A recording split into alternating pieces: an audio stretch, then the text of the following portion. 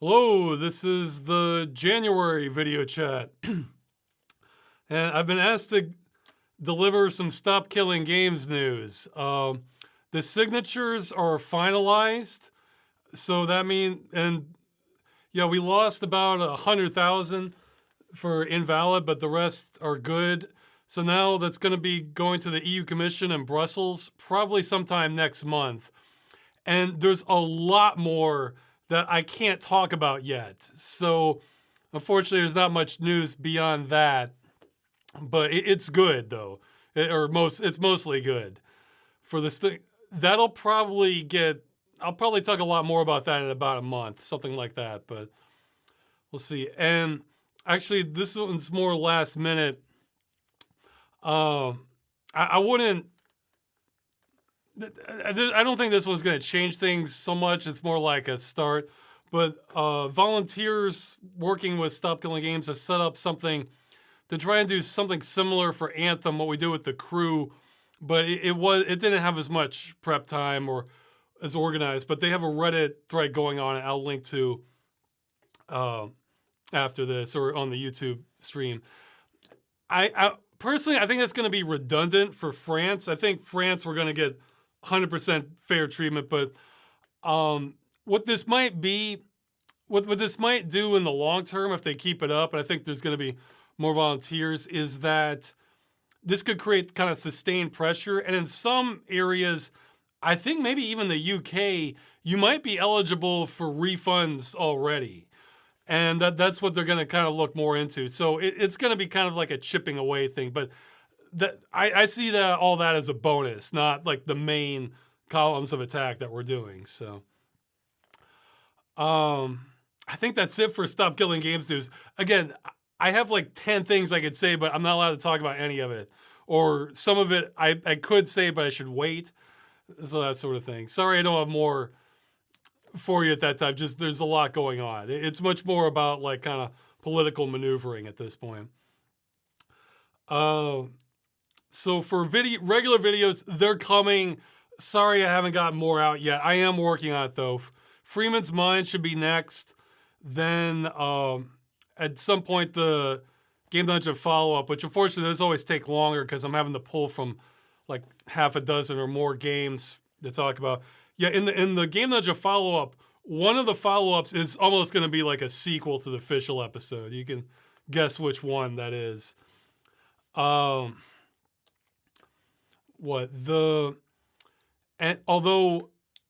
at any given point, I might be asked by the political insiders to do some additional news on Stop Killing Games if it's kind of politically beneficial. So I don't know, that can kind of happen at any time. But for planned videos, Freeman's Mind's next, and the Game Dungeon follow-up, then probably more Freeman's Mind and more regular Game Dungeon episodes.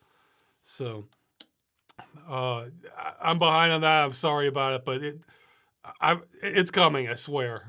So, oh yeah, this was more minor, but I figured I should give it a mention. I actually had an interview.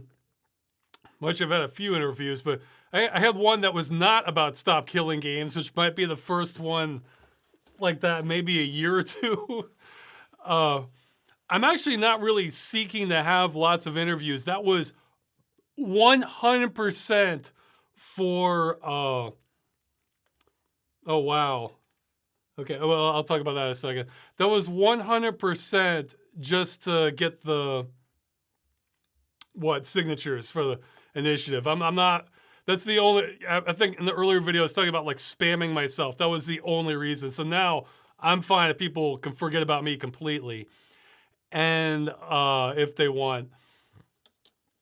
But I mean, I still will do appearances for interviews, or just, this one was less of an interview, more just kind of chatting. If people really want me to come on their channel, that's generally fine.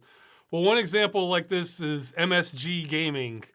It's pretty small, but he emailed me like a year ago or a year half ago. We sort of hit it off, and so I came on to another one here. I'll give a link to that right now. I copied it ahead of time. It's pretty small. Yeah, in fact, I had to say no to a few people when I was really busy. But that'll be in the YouTube description for it. really, if you watch these video chats, you're probably not going to hear a whole lot from me that I haven't said at some point in the past, but we were talking about like overused game mechanics, ways they've shifted, thoughts on open world games, or some of the other things. We talked a little bit about like the RAM crisis. So it was just stuff like that. But I thought I'd give them a shout out there. Well, yeah, I think that's it for the announcements. I'm just trying to get more videos out and occasionally having to stop everything to do stop killing games things as it arises.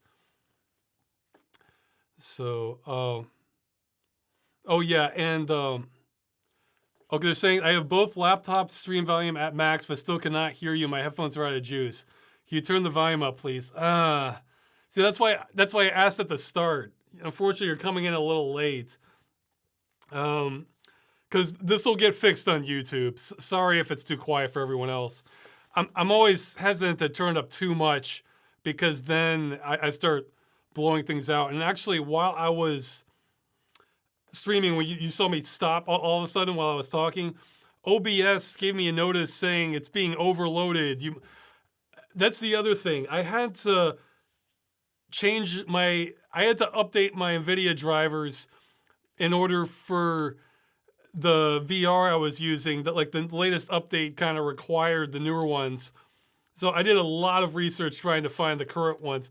And it's actually gone pretty well. I haven't had one crash.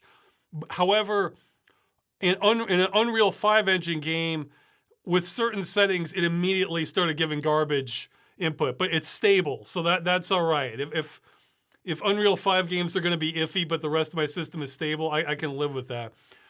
But then, like half an hour before I streamed, OBS, which is still using the older version, said like it wouldn't even record. So I updated OBS at the last minute.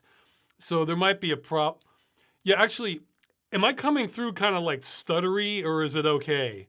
Because it could be I'm streaming at too high a bit rate, even though it should look okay in the final recording. OBS is always, it's never been like 100% for me, so.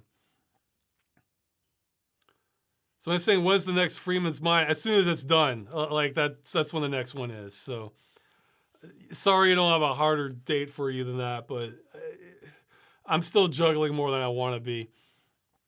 But it's next. That is the next planned video. The only thing that could supersede that is if there's like urgent Stop Killing Games news that I have to talk about because it helps things on the political end. And I'm not planning those. Again, one of those will probably be coming late February. It kind of depends. So, yeah, in case you're wondering, I'm on 591.74 drivers now, which, again, it had glitches in Unreal 5, but it seems stable, which is more than I can say every other time I've tried to update. Like the past 3 or 4 times I tried to update my drivers on my NVIDIA card. There's actually this one channel I came across, I forgot the name of it, where they periodically compare like different driver versions. They not only look at performance, but they kind of scour through all the comments on them. And what made me have some trust in them is in one comparison, they showed 3 different versions, and they basically came down to saying they all suck. You should revert back to like, 581.80 or something like that. So he had good, oh yeah, this is the studio version. That apparently that makes a difference for even for the same version number. That can make a difference. So it's been stable for about a week or a week and a half. All right, I guess I should get to the live questions, or not the submitted questions. Okay, let's see. Yeah, which character from Game Dungeon would you want as your roommate? Which character would be the worst roommate? You know, I started to think about it, but then someone practically answered it. In the reply, somebody put Wolfhound for the best. Dude is always out adventuring, never have to see him, and he has plenty of loot to help pay rent. And he almost never speaks. He can teach you some awesome stuff too, I'm sure. Lots of choices for the worst. First realistic answer, comes to mind is Bozo, because whenever you see him, he's either beyond plastered after a night on the town, or is pre-gaming to get to get ready to go out for the night. Probably never showers and is an utter slob. Likely destroys all your crap while being a clumsy blackout drunk, and cops, nightfolk, aliens always following him home, back to your place. Well, the demons and aliens will make life more interesting. And if he was like that drunk, what you could do is just lock the doors so he can't get in, and then like unlock it before the morning so he just wakes up outside and thinking like, oh, he wasn't able to get in. Like, you know. I mean, somebody was saying, what was Kent from Normality. Kent probably wouldn't be the worst, and because the way he was acting, that was him solo in his own apartment. Whereas if you had a roommate getting on his case, I feel like he would kind of do like bare minimum compliance. Like I could yell at him, like, "Hey, clean the beans off the wall," like, you know, before you go out. Like that's. So it might not be as bad as you might think with him. It's just that like him on autopilot's very bad. Yeah. Okay. Well, I mean, one that he'd probably be fine living with them, but though he might, too much drama might follow him would be Curtis, you know, from Phantasmagoria 2. That would be because I'm sure he'd be fine as a roommate, except when, you know, if he has, you know, monsters following him or, well, that's right, Therese broke in, so she might like steal stuff. It's if she was bored, hard to say. Yeah, and he's the sort of guy that would be busy enough, he would like need me to like leave the place, probably like on a semi-frequent basis because of all the women he's having over. So yeah, but yeah, you could work around that. I mean, there's plenty of like neutral options, like, you know, Nelson Tethers, you know, from Puzzle Agent. He'd probably be out most of the time, but he could be a neat freak though. It's hard to say. And like, I'm kind of militant about like anything that can have an odor. So, you know, like food or, you know, spills, that sort of thing. But I'm not the neatest if it comes to things like paper, or I can be kind of slow vacuuming, that sort of thing. So I might not be neat enough for Puzzle Agent. Another neutral one would be the Journeyman Project guy. So yeah, there's lots of options. Let's see. Have you considered selling your autographs on Streamily? I hadn't even heard of that. I wouldn't think might be worth very much. Let's see. Okay, more questions. Did you know you have an official wiki about you? Also, could you give advice on how you find obscure games? Well, a few people mentioned that like a week or two ago. I haven't looked at it. I kind of don't want to. To be honest, that like I generally don't enjoy like reading or hearing about myself. It just, so yeah, that it'll be kind of an ongoing mystery to me what it says there, because I don't want to look at it. For advice on how to find obscure games, well, it's kind of been an evolution. I mean, also it kind of depends on what era you're looking at too. Because like in the real old days, I would just find them going into stores and usually just sifting through budget bins. Later, yeah, well, I think what really kicked me into gear was when Machinima shut down. They just deleted all their videos. That made me think like, oh man, I really need to start backing up stuff I care about. I mean, I was doing it to some extent already, but that's what put it into overdrive. This was, I think, back in like 2019, something like that. I went and just scoured abandonware sites and just, I kind of went through, all the ones I found, I want to say I went through just browsing almost every entry of ones that caught my attention. Like, you know, because there's plenty of games I'm not interested in. And I would just kind of blow past through those. But then there'd be others that like, they would look kind of neat thematically. You know, some of them, they would organize them either by like the box cover or sometimes a screenshot, and that would get my attention. So I found and backed up a lot of games like that. I had hundreds. So That's another way. Current day, present day, it's not the best. And actually, I'd be open to advice for what we should do. Typically, what I've been doing is I tend to sort of keep up with game news on PC Gamer and PC Games N are the two ones I tend to look at. So anytime they mention a game that sounds interesting, I, put it down on my list, and then later I research it if it looks like something I want to keep, and then if it is, I end up putting it up on the site later for the mentions. Also, when browsing, I guess usually on Steam, sometimes they have the recommended ones. Usually, those tend to be more mainstream that I already know about them, but not always. I need a better. I'm sure there's probably like a good like game discovery site out there where you kind of feed in like list of games that you like, and then it can kind of pull stuff that people who like this also like this or something like that. I haven't had a chance to look into it though. That's been kind of on my to-do list as to like what else to check, because man, it's a legit problem now that there's so many good games or promising games, but it can be hard to find them. Like, so yeah, I mean, even now I need to update what's on the Cursed Farms website, the games list. I probably have another 50 or 100 entries coming, but it's just so many. Did you hear about what mods did in the Discord for Anthem? No, I haven't heard about that.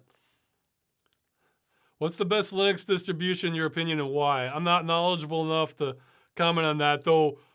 I will address this. I'm toying with the idea of making a video later that might kind of recycle a little bit of the sort of the work I didn't exactly throw it out, but sort of bailed on, where I was trying to test Linux gaming compatibility and ended up just getting so gargantuan that I had to bail out from it. But I could kind of post my notes on what I had there.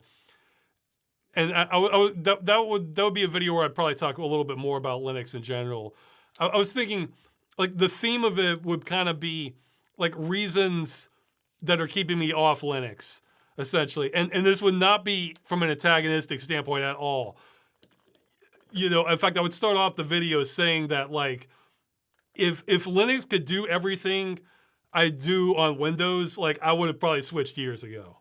So, like, I want Linux to do better. That's kind of would be the theme behind the video, where some of these I'm not sure if they're just blind spots or if developers know about it, but they just, they haven't gotten around to it, or it's hard to allocate resources. So I say, if you want my advice, they've been using Internet Archive for finding obscure games. Well, I mean, yeah, that's why I said it matters like what era you're talking about. I kind of don't want to put it on blast, some of the better abandonware sites that I have concerns they might go down if too many people know about them. But you search long enough, you can probably find them.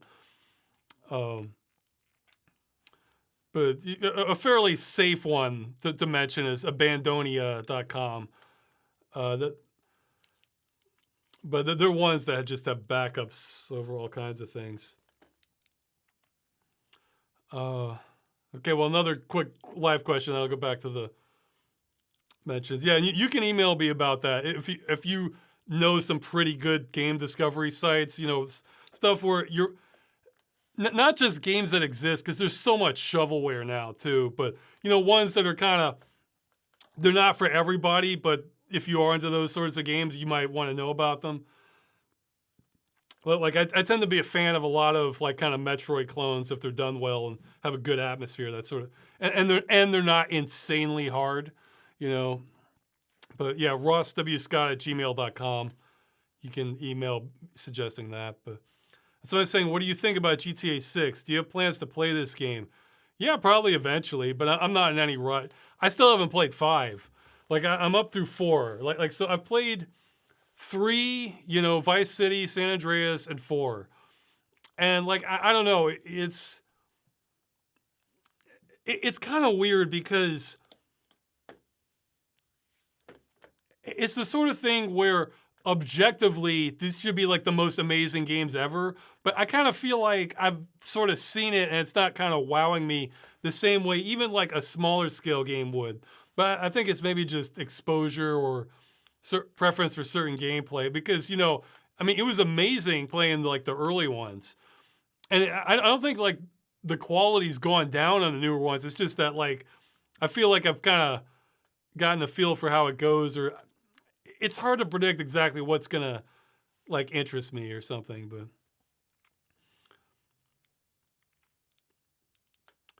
but yeah, no, I mean, I'm probably more interested in 6 than 5 because I'd rather, well, I'm more interested in Miami than Los Angeles essentially, or Vice City than San Andreas, but yeah, it's probably gonna be really demanding too, so that'd be another reason. I mean, graphically. So that's probably another reason I'm not in any rush. So it'll probably be years off before I eventually play it. Okay, people keep giving live ones. Okay, 2 more quick, then I'll go submitted questions. Would you say Pathologic is one of the most recommended game dungeon requests? No, I've only got a couple. They wouldn't be in the top 10. But like I can think of the top 2 off the top of my head, and I'm gonna keep it a secret because I'll probably just make game dungeons on them at some point. Did you consider using the Source 2 engine for civil protection production? No, because Source gave me so many problems towards the end that I think it would be less drama porting the assets to Unreal and then trying to do it that way.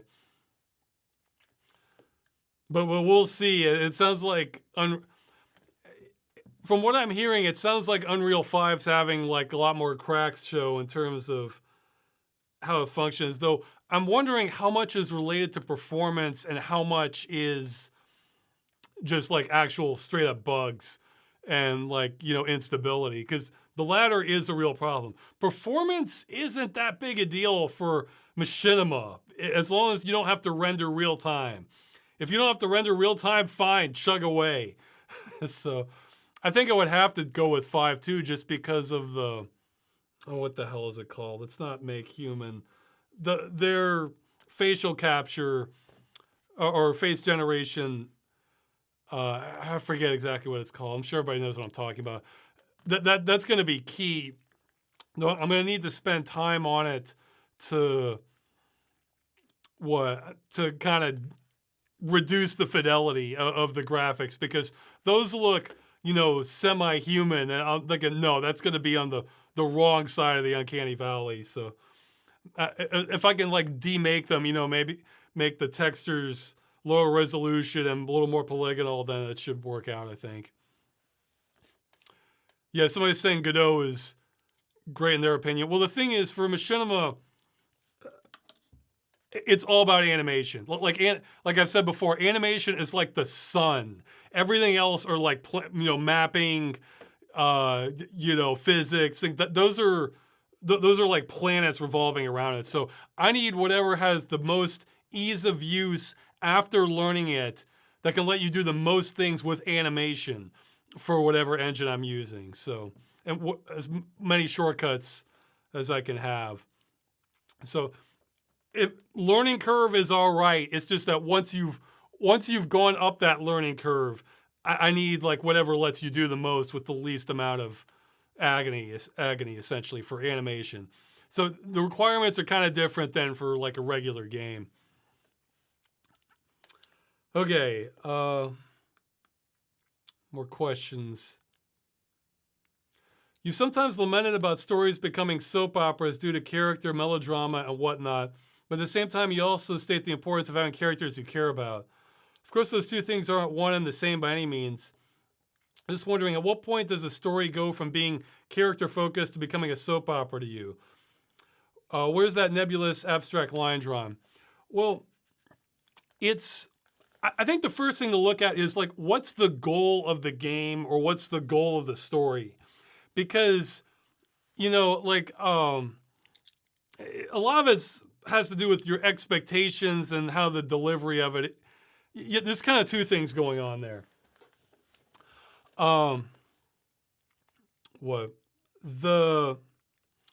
One is like your expectations going in, because like I'm sure there's maybe hundreds of examples, but one I was thinking of was there's a game called Adios. Adios. It was actually put out for free temporarily on Epic, and it's about this pig farmer who's basically been taking money from the mob to let them dump body parts in there for the pigs to eat them, and he's deciding he's not comfortable with this and is saying no, and like that's the whole game, is just talking to the representative, and it's getting kind of emotional and stuff. That's a game that's too bad, because that premise could actually be great for like a dark comedy if you want it. But they make it clear from the onset this is just going to be some drama-filled game, and it's, you know, how he feels about this, and has kind of a sad tone to it. So, okay, you're not going in there expecting to save the universe or something like that. So I think a game like that kind of checks your expectations at the door, just even looking at the trailer. So,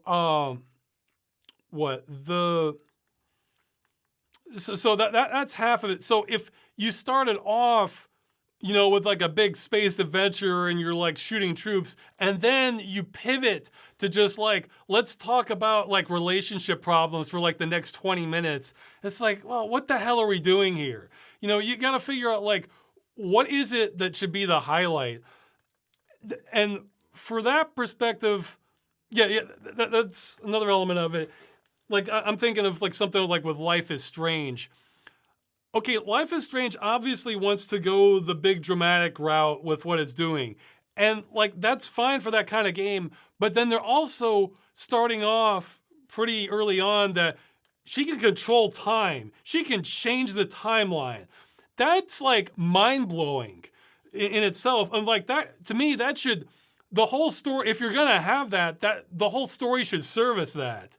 And instead, it's almost like, it's like second fiddle to stuff like your tone towards your teachers, and like, you know, I mean, I didn't play for long enough for it to really go, but the tone was so overbearing at the beginning.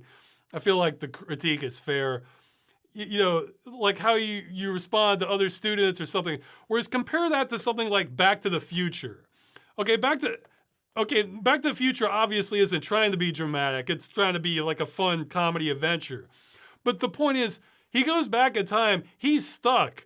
Everything there from that point on is kind of in service towards him trying to get back to the present. And he has to deal with everything that kind of comes his way as a result of that. So it's not downplaying the time travel element at all. That's taking front seat. So whereas if you were to take the Life is Strange approach, okay, he would have gone back in time, and then he would have spent like, you know, 20, then there'd be like 20 or 30 minutes talking about like, you know, how it's hard living back in the 50s, or, you know, relationship trouble between like his mom and like other students. It's just like, what the hell are we doing then? Like, you know, that's, so there's that element of it also. And I think the other element of it is, I guess what I call like earned drama, where, you know, you can have drama, but I want to kind of feel like the characters earned it. And it's not just like, okay, we hit a switch and now we're kind of complaining about problems and being sad, even though there might be ways out of this. Whereas if you feel like the character, if you've kind of told the story of the characters and you see how much trouble they're having in their lives, that like, especially if they're like trying, you know, that feels a lot different. Like I've, like some examples I thought of, I'm sure there's tons more, but one was in Phantasmagoria 2. See, the goal for Curtis there is to kind of live a normal life, semi-normal life, and, you know, try to figure out what he wants in a relationship or who he is, that sort of thing. Fate has other plans in mind, and it just keeps escalating the crazy, and it's awesome. But you feel like all the scenes where Curtis is being like overwhelmed or just like having trouble dealing with it, you kind of feel for him, because it's like, yeah, you can see how much trouble he's having and how hard he's trying to kind of keep his sanity together.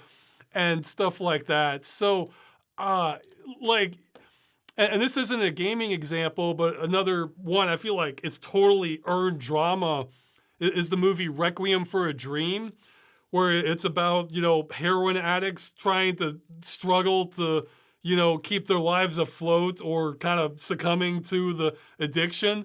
And it's like, yeah, you feel like all these characters, this is like, geez, they are having a hard time, and you kind of feel, you feel sympathy for them because they're going, I mean, there's tons of drama in it, but you feel like anybody would be having a really hellish time going through similar circumstances. Whereas other, like the soap opera thing, it's like, okay, the person's having relationship problems. It's just like, how solvable? Should they just leave? Or like, I mean, like how seriously are we taking this? Are they just kind of wallowing in it? And like, well, why should we watch them then? Or, but again, it depends on your expectations, because maybe you're playing a game or a story where like relationship drama is the whole point. Like, yeah, you want to see them have like these ugly spats and then cheat on others because then it's entertaining. So it's like, sure.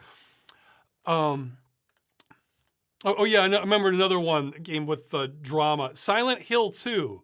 There's a lot of drama in that game, but I feel like they're not really, for the most part, they're not really wallowing in it. They're kind of using that as like a sort of like a platform to dive deeper into, psychological issues and kind of like an Alice in Wonderland experience for it, where like you're not sure like what's real or not, or what's this strange world that he's in, or like are these metaphors? So it's really interesting. Like, so you have like a depressed person with a lot of drama, but they're taking it in very interesting places, and like they kind of like move along. So yeah, I guess the big thing is, what are your expectations? What are the viewer expectations for the story?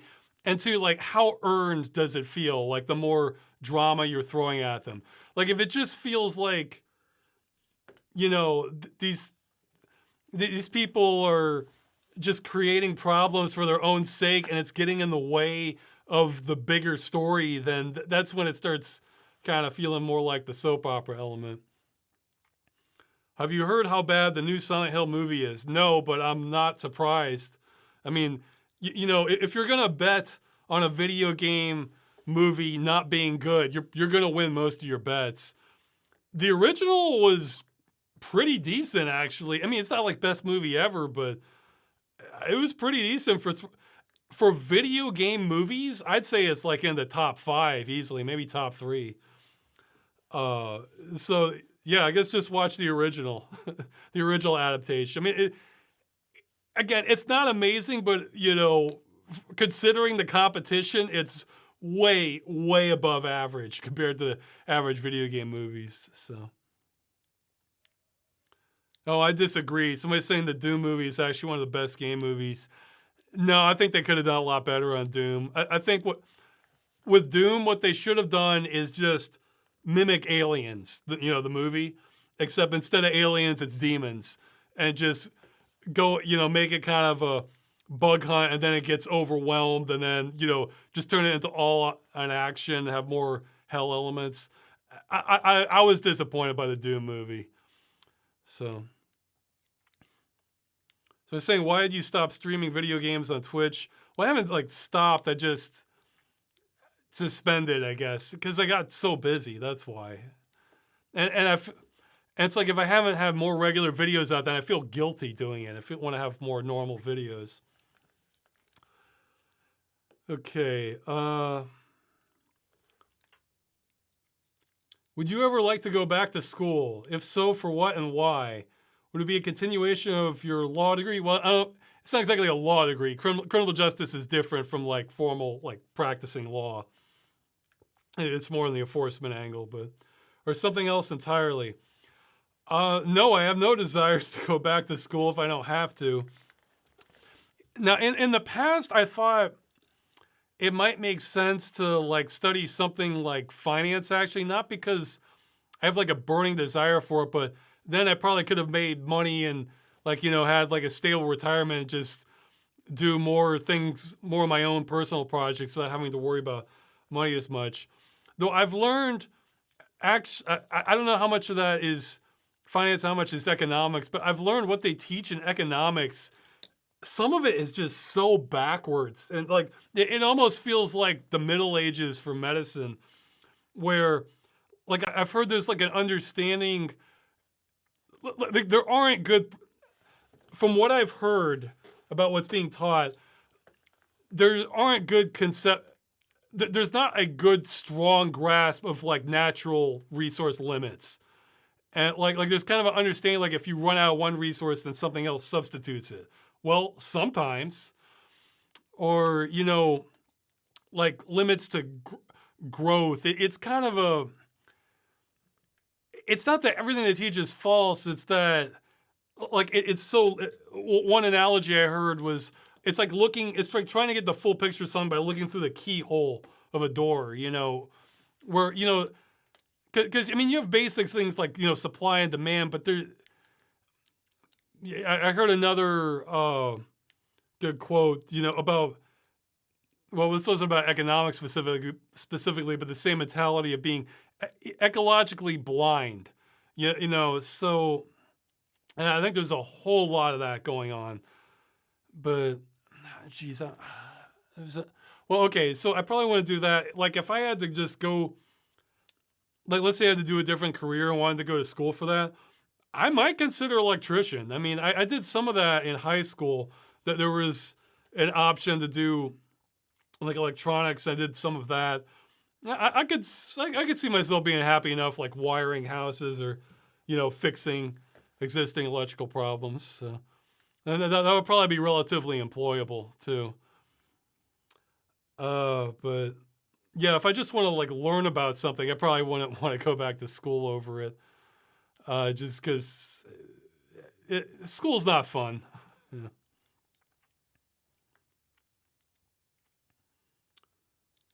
Yeah, I should have thought of better examples for why economics seems kind of backward. Because I remember, unfortunately, it's the sort of thing I realized at the time, like this is insane, and then I just kind of forget the specifics, but I just remember like the emotion from when I did look into it. And there's a lot of things like that.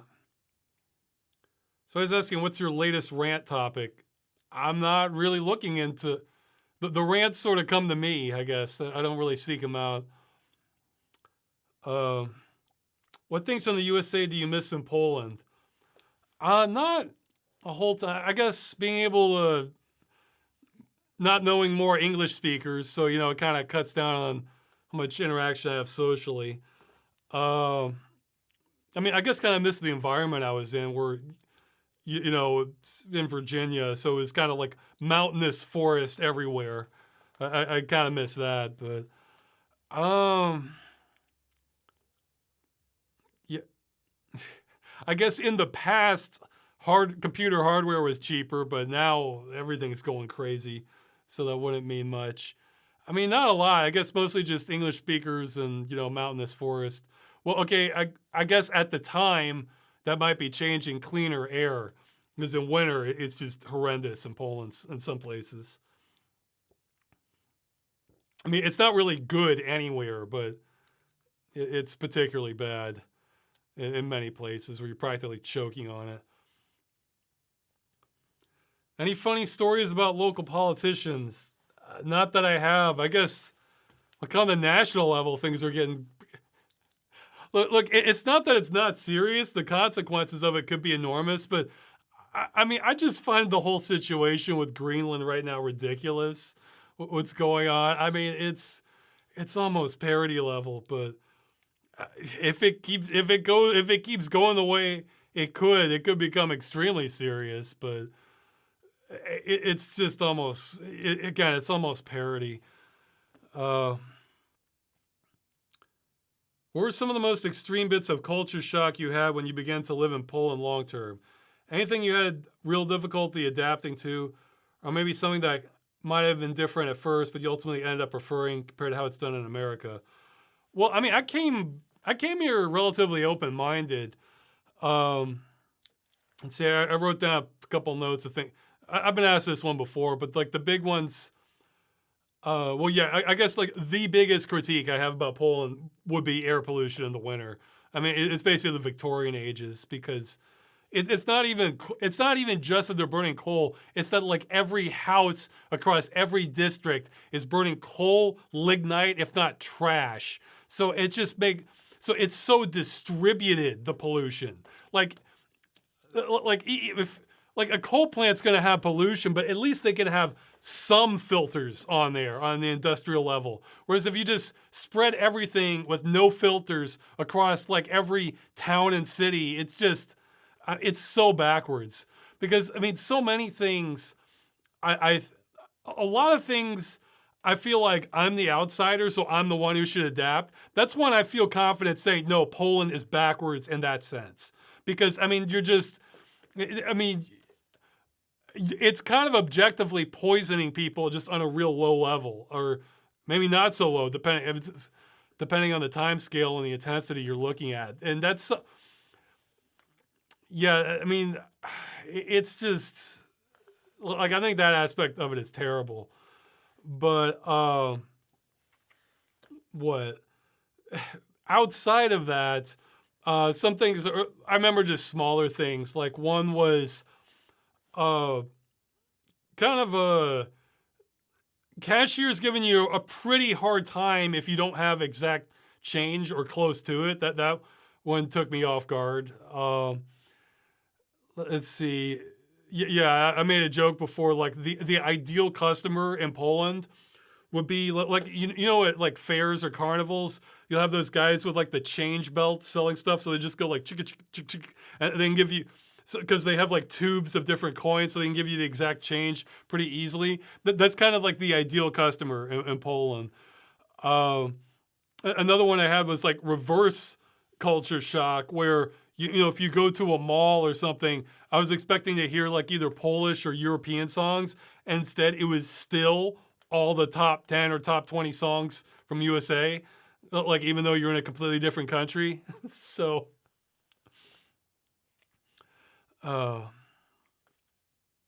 What it's yeah, actually on the air quality, I think a couple days ago there was a thread that Krakow had the worst air pollution in the world for that day. I mean, not long term. I think there are places still in India or China that beat it long term, but for that day, Krakow had like the worst in the world.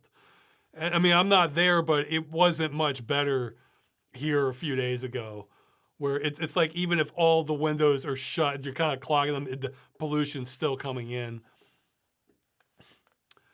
Let's see. I mean, there's one habit I haven't really kicked that I get from USA. My wife noticed. Well, I mean, she's then my girlfriend, but she noticed when I came here, like how cautious I was crossing the street, like and it was completely unconscious to me. Like I was just, I mean, because I'm used to crossing where, you know, drivers do not care if you're crossing, or in like the worst. Usually not for crossing, but like if you're on bicycle, I mean they can throw things at you too, in USA. So you know, like whereas people here they're used to drivers stopping when they cross, and I still haven't kicked that. Like that's kind of like almost like muscle memory for me. Uh, let's see. So yeah, that's it's still kind of surreal seeing cars come to a stop like at crosswalks. It almost reminds me of in the movie The One, you know, with Jet Li. Like it's about him traveling across the multiverses, and some of them are harder or different than others. At the end, he gets one version of himself gets sent to like a real nice universe where everybody's nice to each other, and he lands and he comes out of nowhere, and some car comes near him, and everybody like stops and they get out of the car like, "Oh, are you okay?" And everybody is real concerned about like it's almost kind of comical to what you would expect from like aggressive traffic. So it kind of reminded me a little bit of that, like crossing the street. Um, I'd say this can be the same in USA also, depending where you are. But I've personally encountered more wild dogs, or maybe not fully wild, but I guess sort of stray dogs, or just dogs that might be domesticated, but they're off a leash. The owner's nowhere in sight. They're just wandering around on their own. I've encountered more of those in Poland than I have in USA, but depends where you go in USA. Like, there's definitely, but like closer to civilization, that's happened to me more in Poland than in USA. Because usually you're out in the country if dogs are that kind of free roaming. Um, let's see. Trying to think of some others, but I mean, there's plenty of small things that are different. But I mean, I came here expecting things to be different, so I wasn't like in shock about most of it. But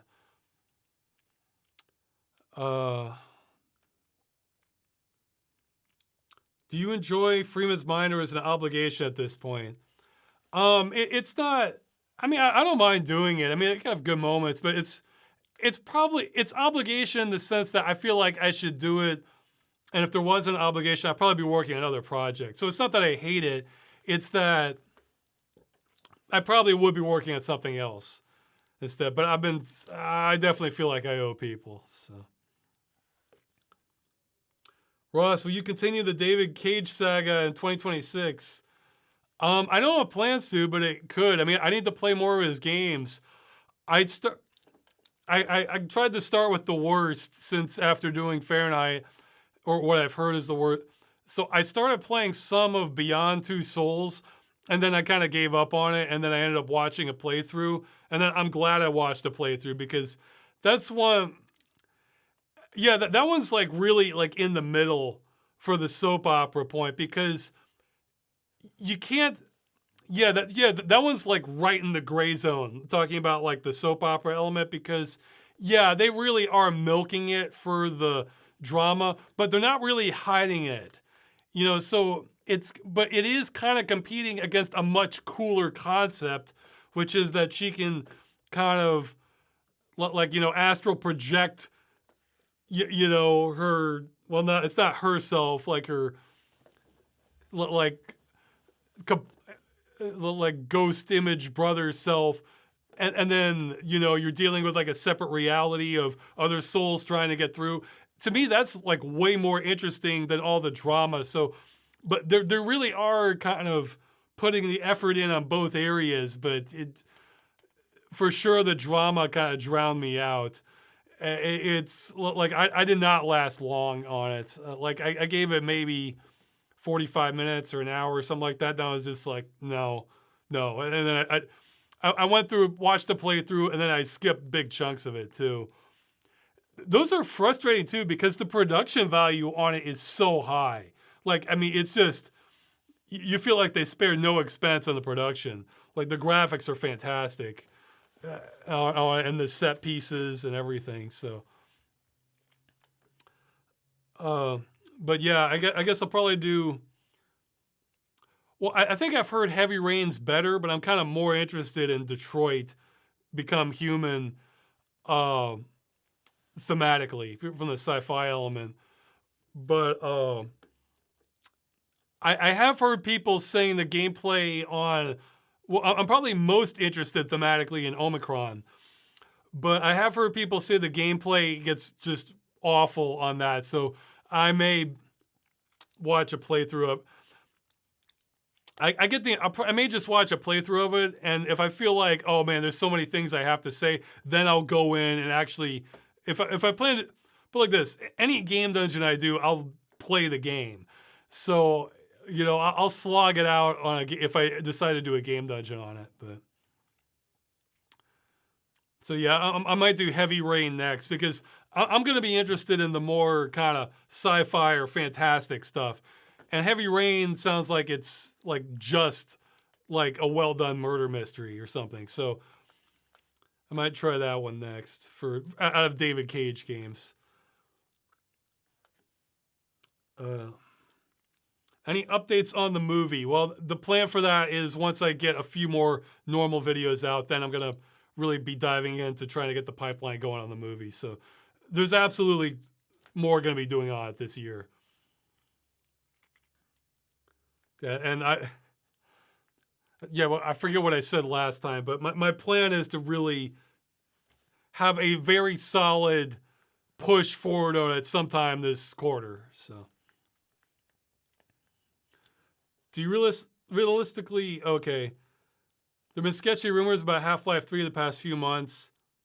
Do you realistically think that Valve will release Half-Life 3 before you finish Half-Life 2? Well, it depends. Because I think if the rumors are true, then they might be releasing it with the new Steam machine. And if that's the case, I'm probably not going to make it in time unless I were to just drop everything and do nothing but Freeman's Mind, which I could, but I'd rather kind of alternate some. That said, who knows what's going on with the Steam machines with, the RAM prices. Because, that seems... I have no idea. I haven't really been following the details. It sounds like it might just still all be speculation. Maybe Valve doesn't even know what they're doing with that. I mean, they did know what they're doing until RAM just went to the moon. So, I mean, if they have enough units, I think the winning move would be to, if they have the inventory, which maybe they do, maybe they don't, but if they do, would be for them to sell them, but have restrictions on how many you can buy, like one per person or something, to kind of prevent scalpers from taking it all, or people who just want them for cheap computing power or something. And then keep the prices similar so they come out even for what they spent on it, but then mention it might be like limited edition, or something, only so many for sale. So, but that's if they have the inventory. If they don't, then who knows what's happening now. So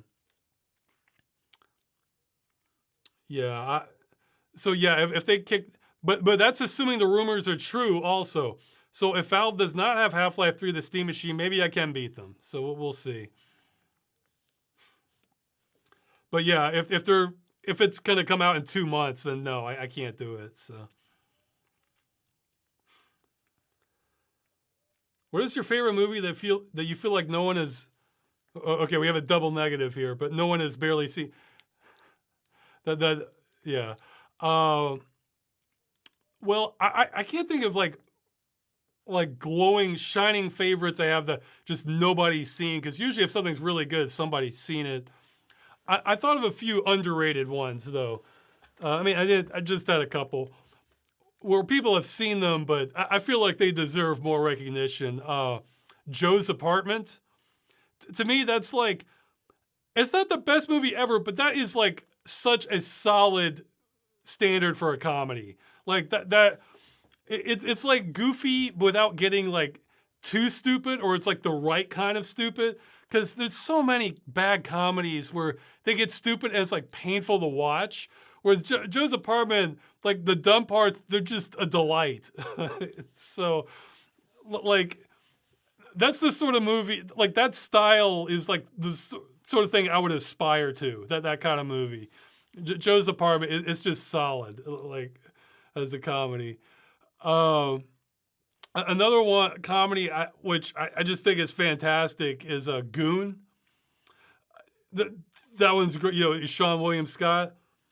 That one's great. The hockey movie. It's... it's filled with hilarious parts, and then the fights are so good. It just makes you want to rewind and watch them again. I almost couldn't believe it. They made a sequel to it, and it was so bad, I just gave up on it. That's one of the, I'm sure there's a few other movies where, the original's amazing, and the sequel is incredibly bad. But Goon and Goon 2, that's one of... that might be one of the biggest falls between the original and the sequel. Another one I can think of that it's that bad. The original is pretty good, the sequel is god awful, is The Lawnmower Man. But like The Lawnmower Man is just like a good movie, in my opinion. So it's not like blow your mind, but the sequel is just like complete garbage. Like, so I'm trying to think of like others where like the fall is that stark. Uh, yeah. So yeah, don't watch Goon 2 and don't watch Lawnmower Man 2 unless you want pain, you know. But watch the originals. Those are both worth watching. But yeah, yeah, because I can think of like a lot of movies that are like kind of neat, but they're not like blow your mind great. Oh yeah. Oh, what was that? End of the Line, I think. Yeah, well, no, that was the one I mentioned in the Division episode. So, oh, what? Geez, I forgot the name of one. Okay, there was another one where it's like this family traveling. It's a horror one, but it was pretty well done. God, I can't believe I forgot the name of it, but it's so. I think it has the guy who plays the one of the dad, like the dad of the missing girl or the murder girl in Twin Peaks. I forget that actor's name. I think he's in it. But the idea is it's like this family road trip at night, and they're doing a shortcut through the. No, it's not Wrong Turn. That's the hillbilly killer ones. Um, they're they're in like a station wagon doing a shortcut through the wood at night in the woods, but they get kind of lost, and then they start getting followed, and then things start getting stranger. It's a solid movie. Man, I can't believe I forgot the name though. Let's see.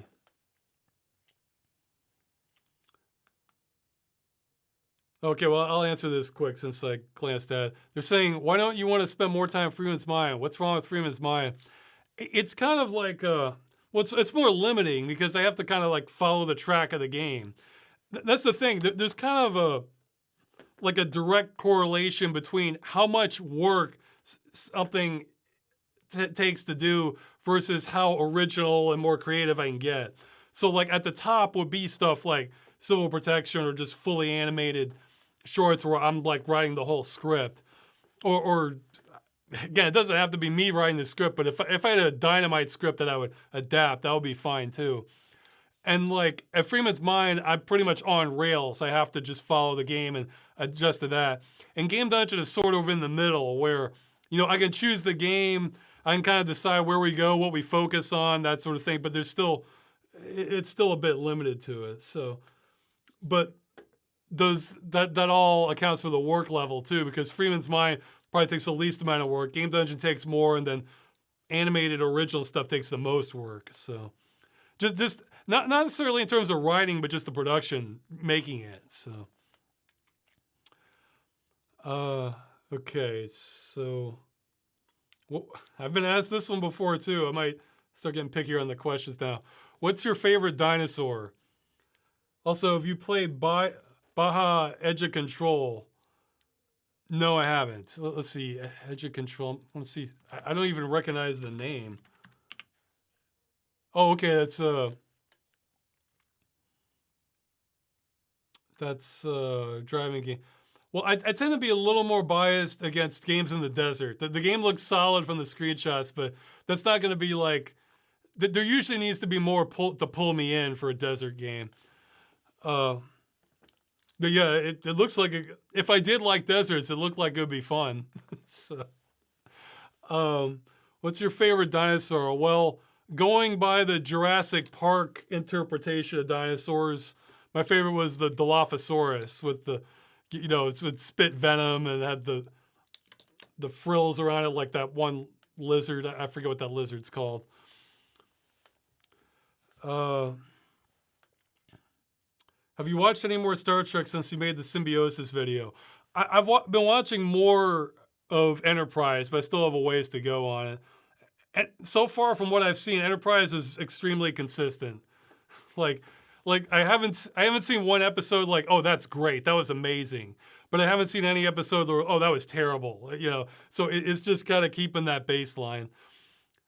That's a good choice for times when I've been just like working constantly and I'm exhausted and I want to watch something and I don't want to have it be crap. That's like the perfect time to watch something like that, where like I want a guaranteed, baseline minimum. Like I have limited time, so I want it to be like at least a certain level of watchability. So it's good for that. I well, I did watch a chunk of Picard and I gave up on it. It would just like I'm okay with them not following like the normal kind of Star Trek flow of it, but just the writing got weak. Yes, somebody nailed it before. How what I'm looking for is anomaly of the week. That's exactly what I'm interested in Star Trek. And I've heard Strange New World starts off good, but then gets weaker. So, but I'm interested in the premise, so I'll probably eventually watch that. Somebody's saying Stargate better than Star Trek. I still need to watch the Stargate series. That's on my eventually. I've seen the movie. The movie kind of felt like half and half to me, whereas like half this is cool and interesting, and half I feel like we're not getting nearly as mystical as we could be getting, for having a Stargate. So, and I thought that, geez, I saw Stargate in middle school. That's all I was. And I remember some of my friends were just like obsessed with it once they saw the movie. But I remember thinking like, well, some of it's really cool, but we go there and it's like just ancient Egypt and like this guy that land have supernatural powers, but like this is a portal to another world across the universe. Can't this get like way crazier than that? So I remember thinking that even like in middle school.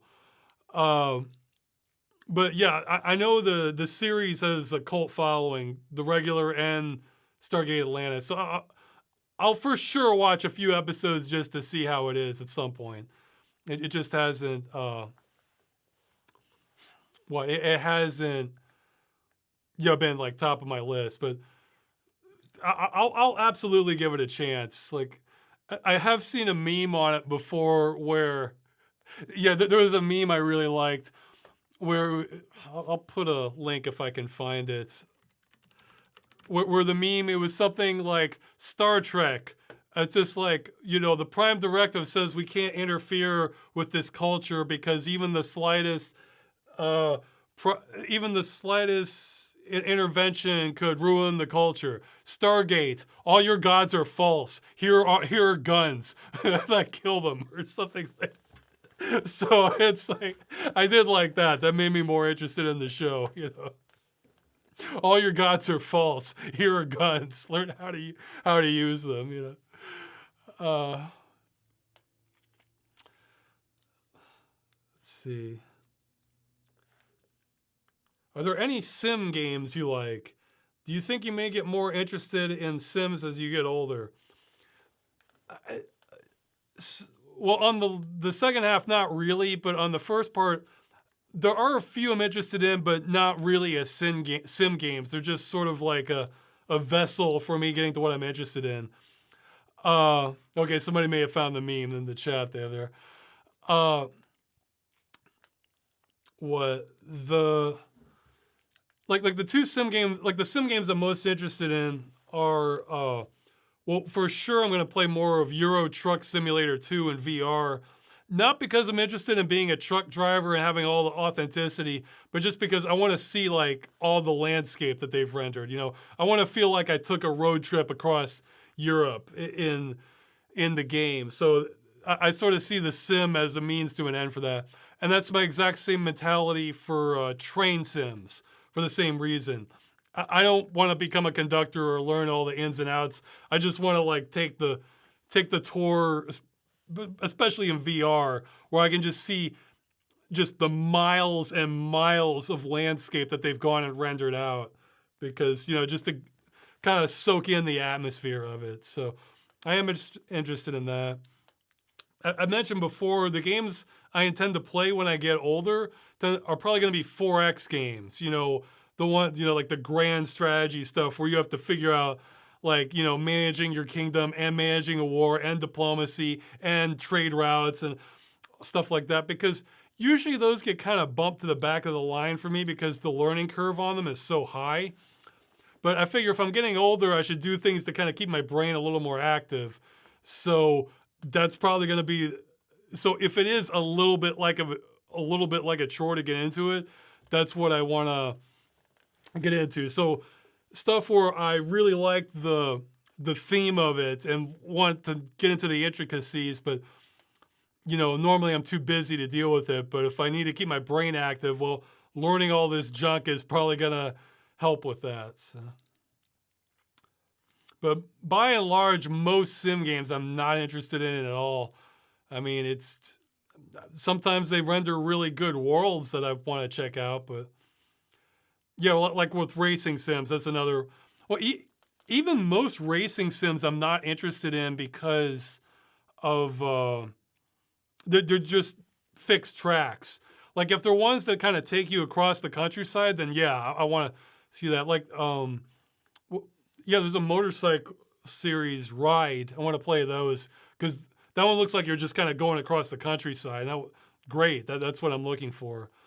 So a few, but if it's only on just closed tracks and you're not really getting to see the countryside, then those don't appeal to me that much. So it says Ride is track racing. Some of them sure look like, maybe one of the sequels, they sure look like you're going across the countryside. So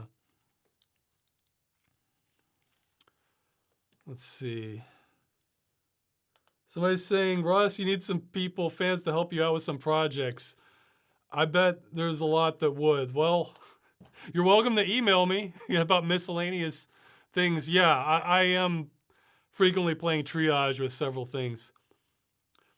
Somebody's saying you were thinking of the Isle of Man TT map. Well, that's another one. Oh, okay, the TT. Okay, so it's a specific map. Yeah, well, yeah, but how long is the Isle of Man? It's like, what, 40 miles track or something? Isle of Man TT map length. Let's see. Or, oh, okay, yeah, the course is exactly 37.73 miles if the AI is to be believed. Okay, yeah, so, yeah, that's long enough to count as like feeling like open world or you're going through the countryside. So yeah, so if it's technically closed, but it's like a treat driving across the whole thing, then great. Like, well, that's kind of how I felt about a lot of Need for Speed Porsche Unleashed, where most of the tracks are just, fixed. You just go a certain duration, but they're gorgeous with the art direction. I think one of the questions. Okay, so do more questions. How's your progress on learning Polish going? It's currently at a standstill, but that's also one of the things I'm gonna get more serious about this year.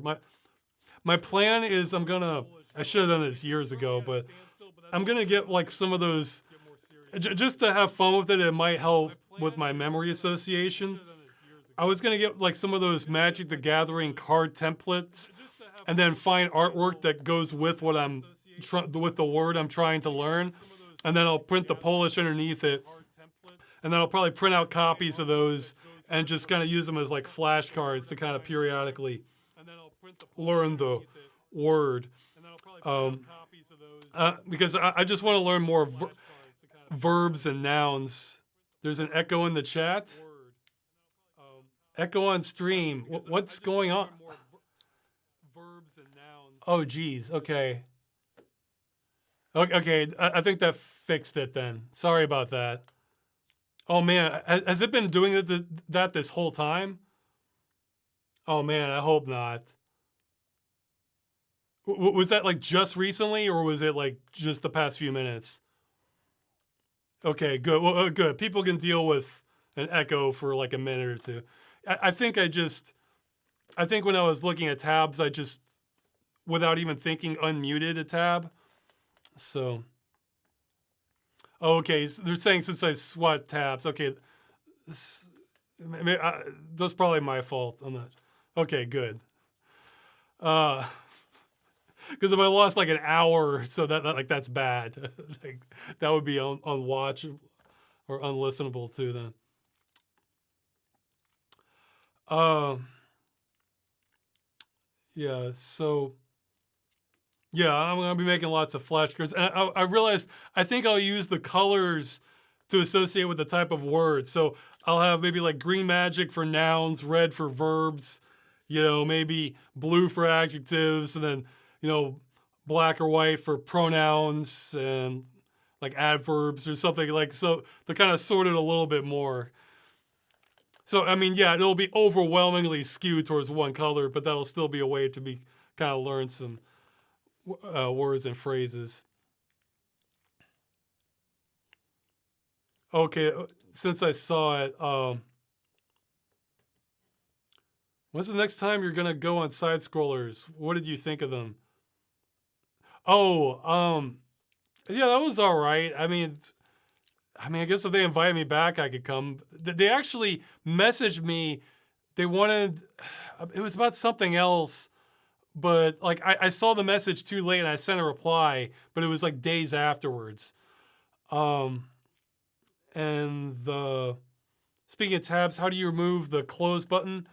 Okay, it can only be on Firefox or maybe Firefox-based browsers. I don't think you can do it on Chrome. I have notes on it. Geez, okay, let's see. I can yeah, because I had to refigure it out once I reinstall Windows. Okay, I think I need to fix some of my notes here. Okay, list. Oh, come on. Give me like 30 seconds. I might have an answer for you. I need to organize some things better. Oh, wait. Okay, yeah. There's like, I have lots of lists, but sometimes recent things. Okay, I think I know where it is. Okay, tab.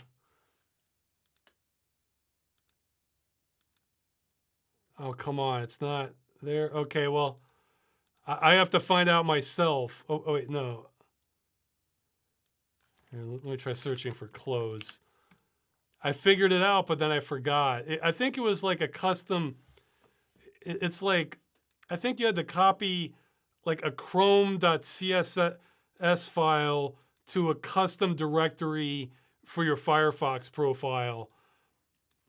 Sorry, I don't have a better. Oh man, I lost it in my notes. It's there somewhere, but I don't know why I'm not seeing it. So, but yeah, despite being called Firefox, you have to copy a file that's called chrome.css in there, and then that should be able to get rid of the tab close button.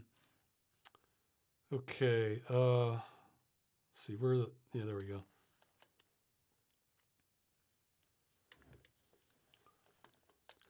Okay, there's a lot. Let me do more of the submitted questions. I'll get to more live ones at the end.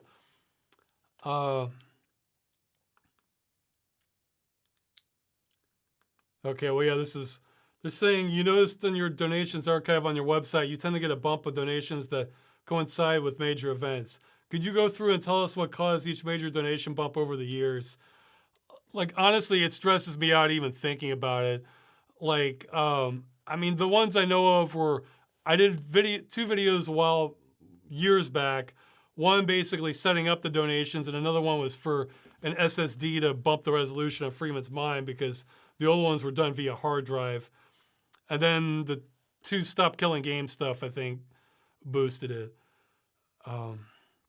But yeah, my brain goes to like just looking at the figures each month, my brain is gonna focus on like, okay, yeah, there was a rent increase like around that time, and then I'm thinking like, oh yeah, that's when the washer broke and we had to pay to have it fixed, and then like I don't know, it can just stress the hell out of me just the more I'm spending looking at like, I try to be as frugal as possible, but beyond that, it's like if I don't have to monitor every single cent, it's this less stress on me.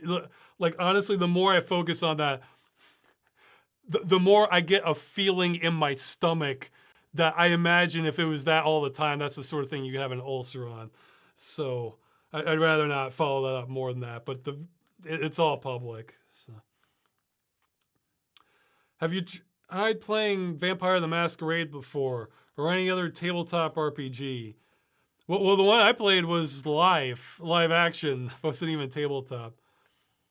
Yeah, I played a couple times through friends that wanted to do it. Boy, it's like Gothos is closer to the real thing than any actual Vampire the Masquerade video game. It's much more like Gothos than. I mean, it was all right. You know, it's just kind of like acting in general. For tabletop stuff, I played. Again, it was just through friends. It's not like I really picked the game. I played some Dungeons and Dragons with friends, and one was I think it was Dark Heresy Inquisition. It was like a Warhammer themed one. It was kind of similar. It's just different rules and how it goes, that sort of thing. I look at that stuff like purely as like a social thing. So.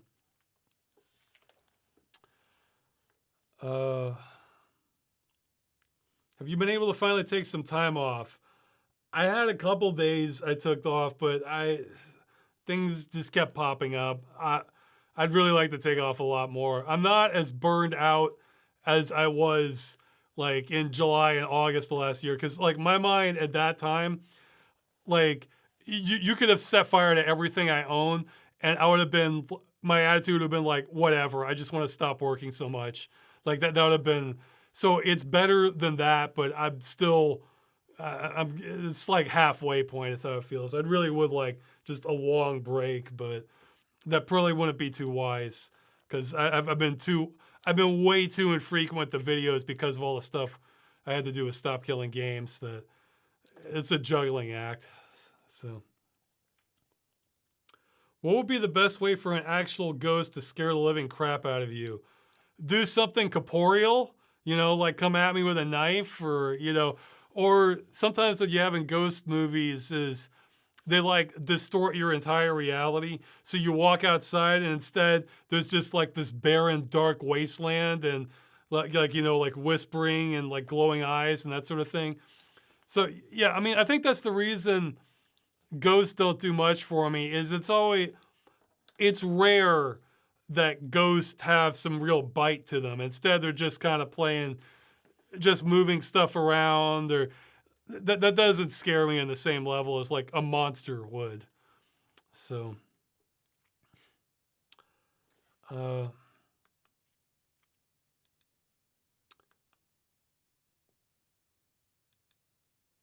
man, this is one I didn't have a great answer for. Saying, what is the funniest scene or line of dialogue in a game you remembered?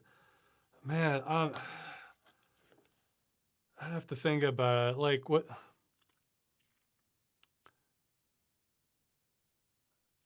Jeez. Well, I guess I played it like, I was thinking for like comedy games. The one I probably played last, which is still like a year or so ago, was High in Life.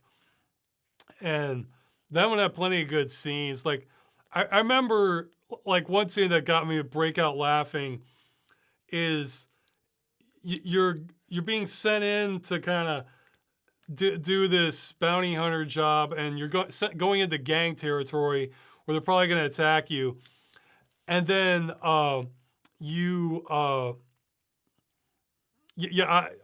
like they block you from going, but you can kind of easily hop the railing.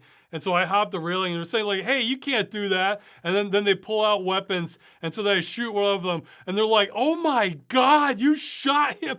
Like, holy crap! Like that just cracked me up, because it's like you almost never see that in shooters, where like the enemy is just like blown back, that, you know, like holy crap, you just killed him. Like, and it was just so authentically done, that part of it, that just cracked me up.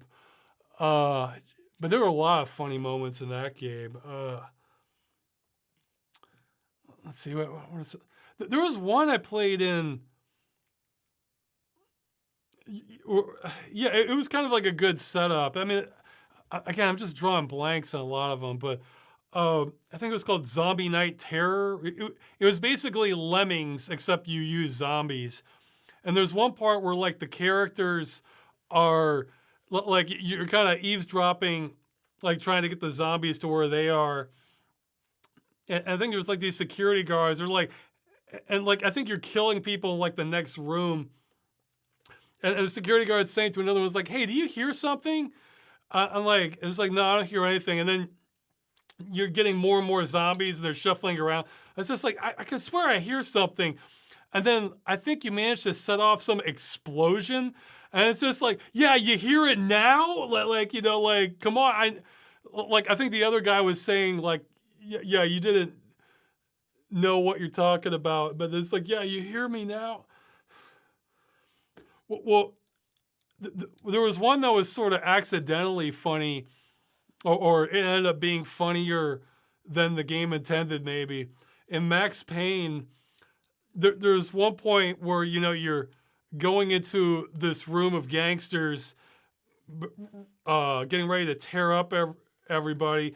And I ran in and I threw a Molotov, so it set everything on fire and everybody's running around screaming. And then the narration comes in and says, a lifetime ago, this would have been written off as a narcotics raid. And it's like, I'm not sure this would have, because this is like absolute wanton violence. This isn't just a shootout. This is like mayhem, what you're doing. Actually, I think there was a funny scene. I think there was a scene similar to what I mentioned in Max Payne prior to that that was scripted, with like the boiler exploding and they're like messing with it. Or, oh man, what are some other good, like really funny moments? I just don't remember them. Sorry. It's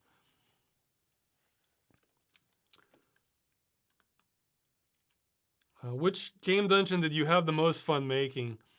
I don't know. It's so many are kind of like been under the gun, or I feel like I'm having to get them out sooner. That kind of kills the fun out in it. But I remember one of the ones I feel most satisfying getting the footage to was Polaris Snowcross. Like, because I didn't know if I was going to be able to finish the game. And then when I got captured that footage of them just like rocketing off, I was like, oh, hell yes.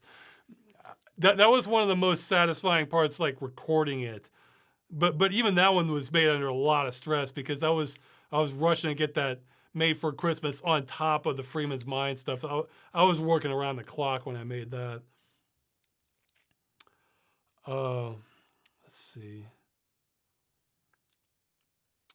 Okay, so I'll try to speed up the questions a little more. So there seem to be a lot more live ones this time, so I'll try to get to them at the end here. What animal speaks to you the most? I don't really have an answer for it. I don't have much of an affinity there.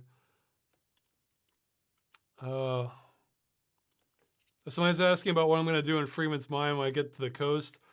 All I'll say is I'm going to try to recreate what I did the first time I played it. And looking back on it now, I'm not sure how I did that.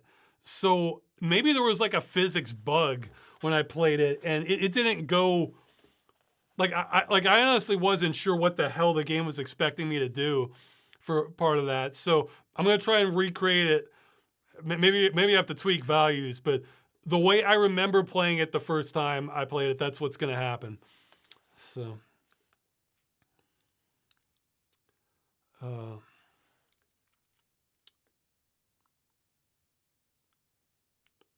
Okay, somebody's saying I should maybe fix some of the titles. Yeah, I probably should. They're asking why are they like... In the past, I didn't even bother with the thumbnail titles, and they were just like automatically generated. I should probably go back and, you know, clean up older ones. That's always just been kind of a lower priority for me. But any plans for Alan Wake 2 Game Dungeon and Legend of Carania Book 3? Well, I haven't even played Alan Wake 2, so I don't know.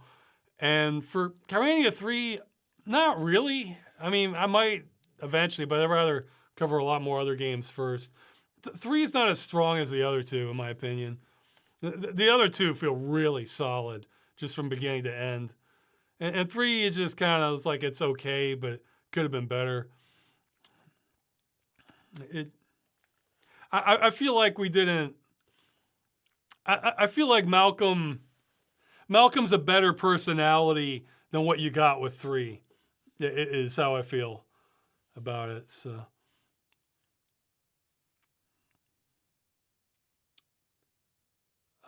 Is there a video game you would love doing a game dungeon on, but doesn't fit the format? No, I mean I could cover any game really if I wanted to. That's not an issue, but I have to have something to say about it. You know,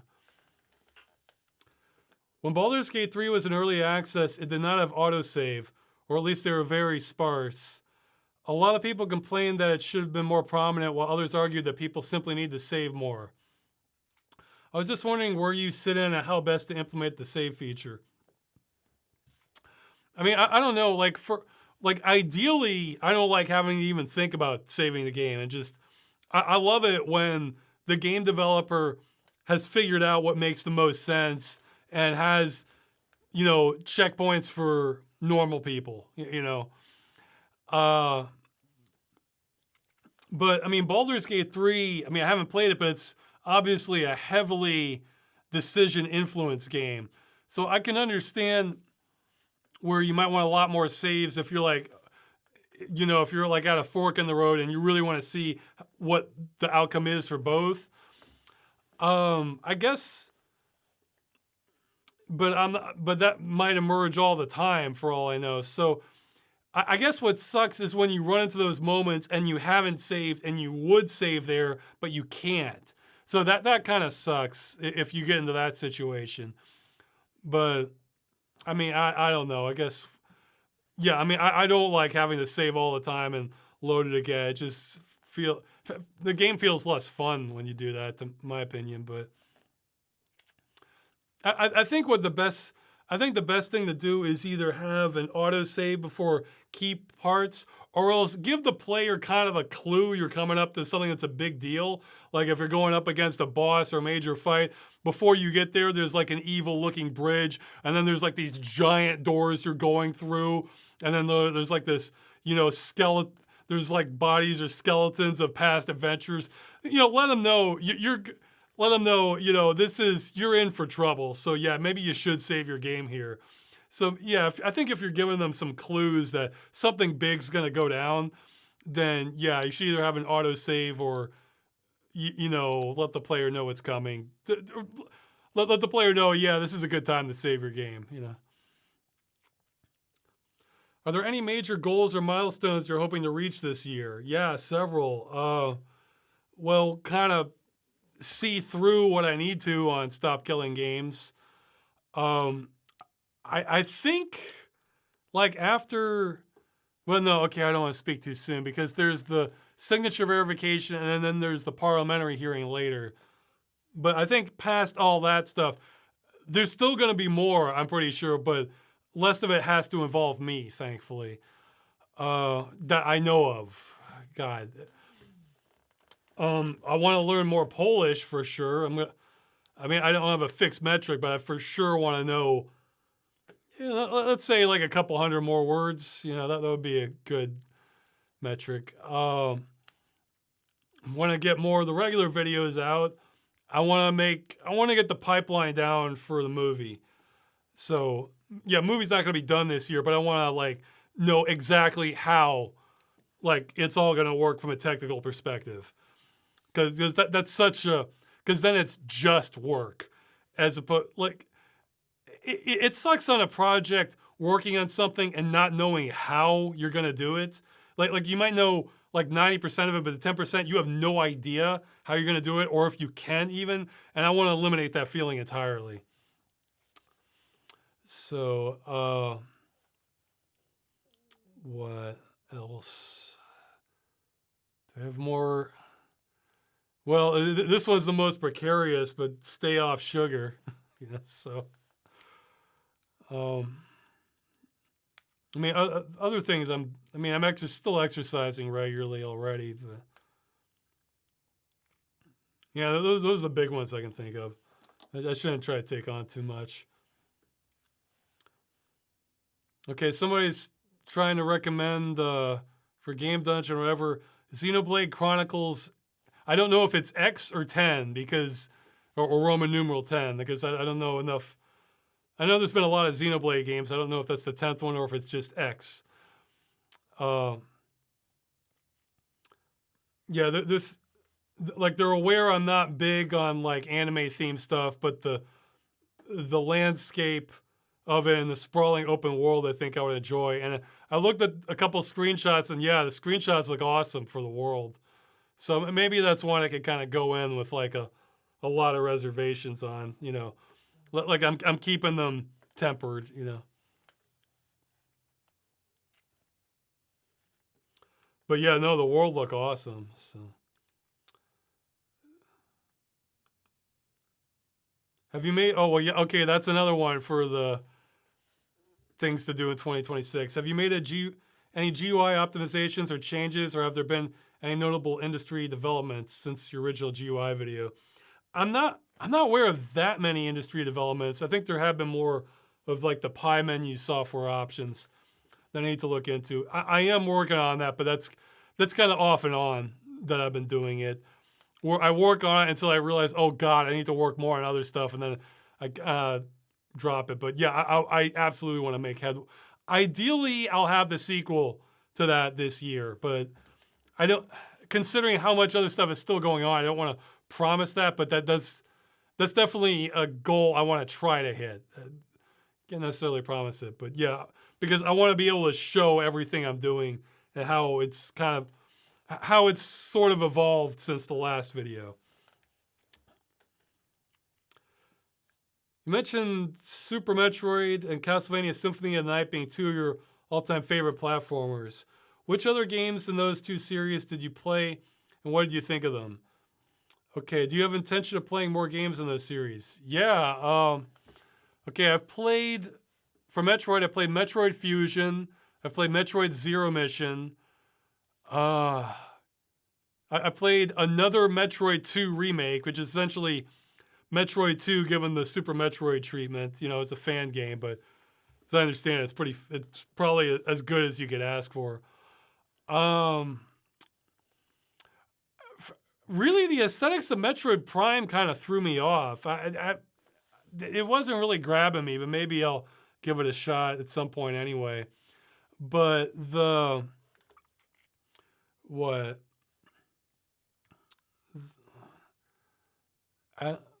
see. I mean, I kind of enjoy the 2D version or yeah. I think they made like a three. Didn't they make another 3D or like 2.5D Metroid? Let's see. That came out not long, or might have been years ago, but 2.5 Metroid. Which one was that? Oh yeah, Metroid Dread. Yeah, maybe I'll try that one out. I haven't tried it, but I would like to try that one out. Yeah, maybe I'll give Prime a shot eventually, but I don't know. The aesthetics just didn't grab me the way the others did. For Castlevania, yeah, I've played. Okay, I think I've played all the Nintendo DS ones, like Order of Ecclesia, if that's how it's pronounced. Portrait of Ruin and whatever the other one was. I forget the name of it. And I played Circle of the Moon for Game Boy Advance version. Let's see, are there other Castlevania? I played some of, was it Lord of Shadows, but sort of gave up on it. I wasn't really getting into the gameplay, but visually it was awesome. Let's see. Other Castlevania. Yeah, Castlevania I love a lot thematic. Oh yeah, well, I played Super Castlevania 4. I actually haven't I played a little bit of the original Castlevania. I actually haven't played like the full amount of, what was it? The original NES ones, 1, 2, and 3. But I have played, oh yeah, well okay, I've played what was it? I played a chunk of Haunted Castle, the arcade game. I played the fan games, Haunted Castle 2 and 3. I can't remember if I beat 2 or not though. 3 I got a long way in, but then kind of gave up on it. On stream I played the Lacard Chronicles 2. I played Lacard Chronicle. I played a chunk of Lacard Chronicles 1, but maybe I didn't. Maybe I still need to play through that. And there's another one that's not Castlevania, but it's like really related by the same guy.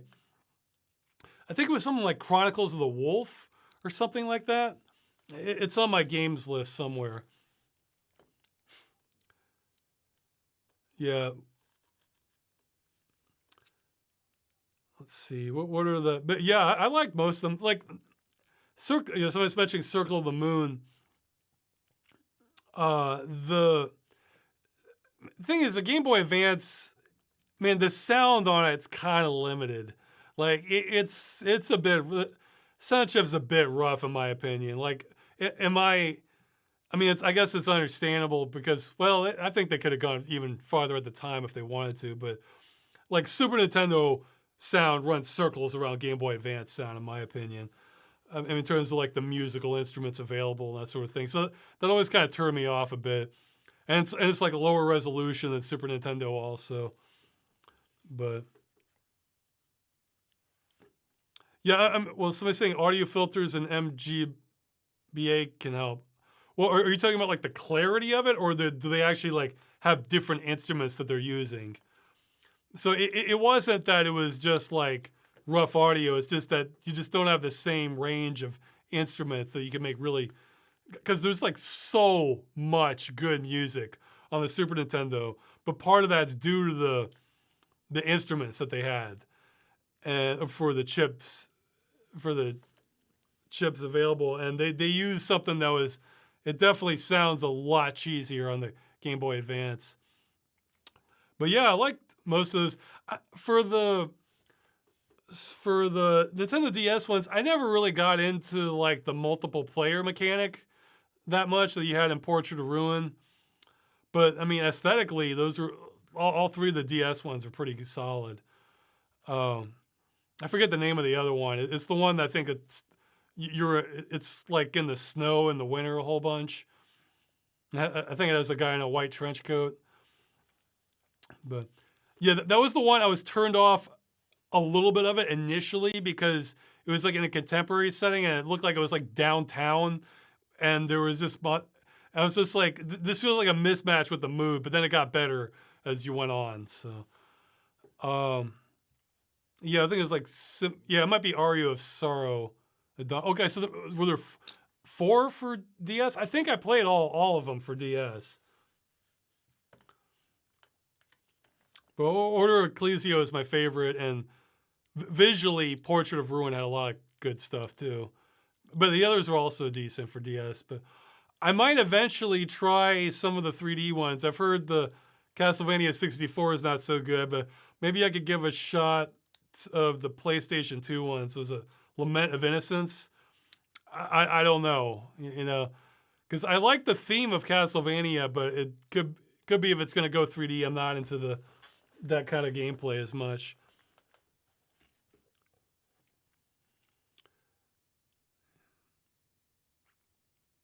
Okay, so Aria of Sorrow is the Game Boy Advance one. I think I didn't play that one. Yeah, there's one that's like in the future for Game Boy Advance, and there's another one was it with Juiced or whatever his name is, But yeah, I would. Again, I had trouble getting into Lords of Shadow also, so I didn't even try to. But even though I visually it's a home run, I love the art direction in Lords of Shadow, but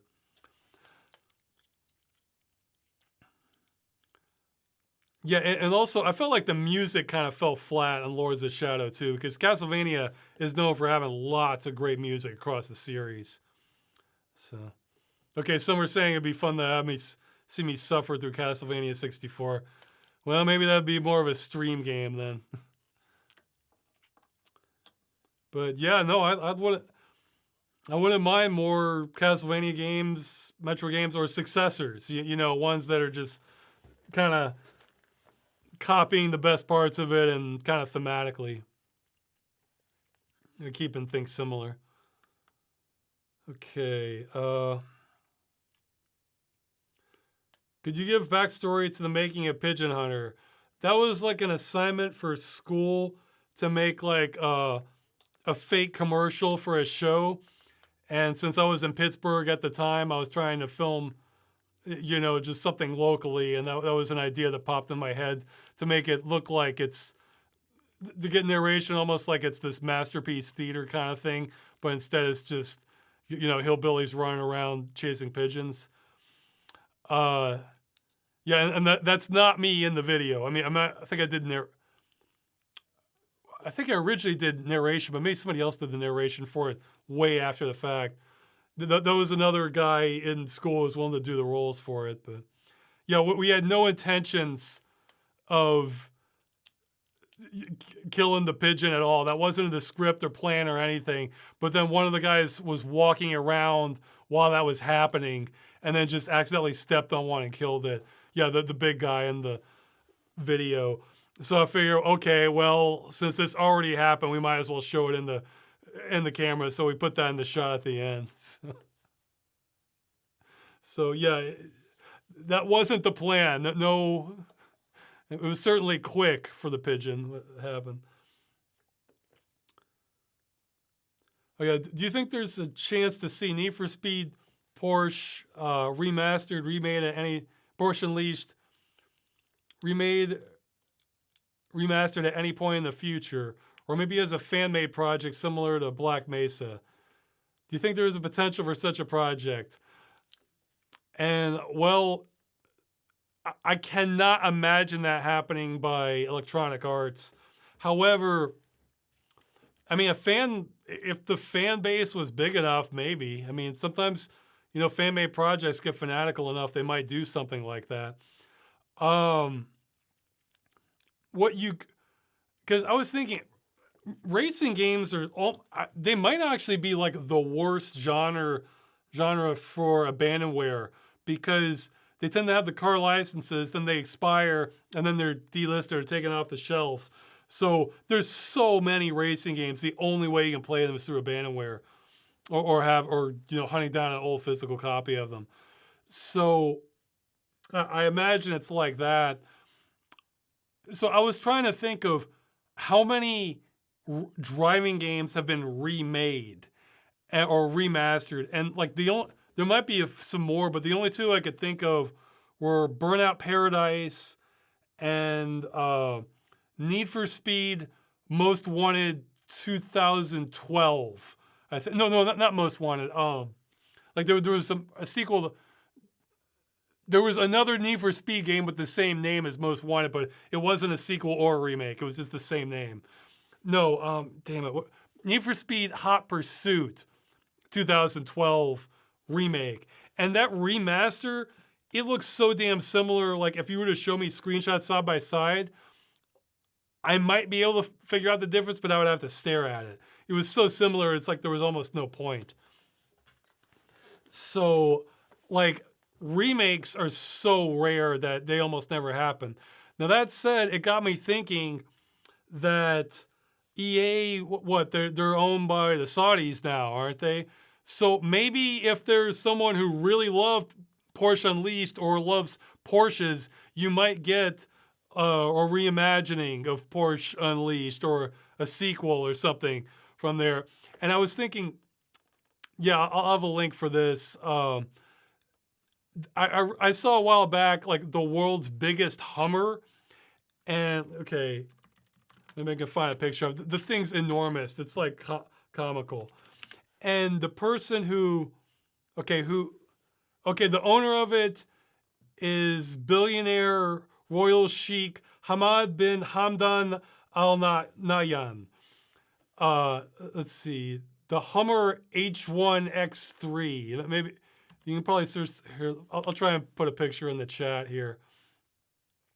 Let's see. Oh, my notes. Okay, hold on. And yeah, okay, yeah. Here's a great one. It has a picture of the Hummer next to a normal-sized Humvee. So yeah. So yeah, take a look at that if you're watching live, and I'll put this in the chat. I mean, I'll put this in the YouTube description also. So well, okay, that was United Arab Emirates. So that wasn't Saudi Arabia, but point is, you have these wealthy, maybe eccentric sheiks or somebody else that might want, if they wanted a new Porsche game, they could probably get it now that they own EA.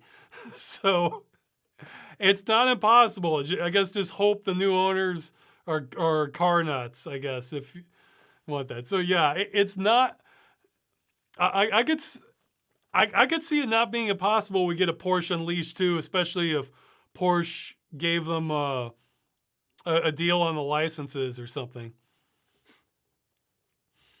But yeah, that's a normal Hummer. Yeah, in that picture, that's a normal Hummer next to the custom one. I mean, it's comical, you know, so.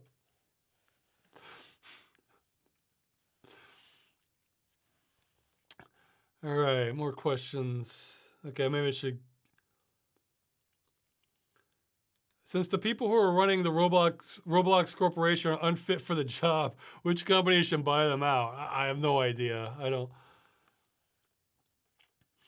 Like, I tend to assume I kind of assume a guilty until proven otherwise. Not just game companies, but like any major corporation, that they're probably being run by bastards with awful policies. So it's not that all are, but especially if they're like publicly traded, you know, because then the people running the company have less say over what's happening. It's mostly the shareholders then. So one company tends to be as often as bad as another. That said, I've heard such bad reports about Roblox, what they're proposing, that they're actually going above and beyond.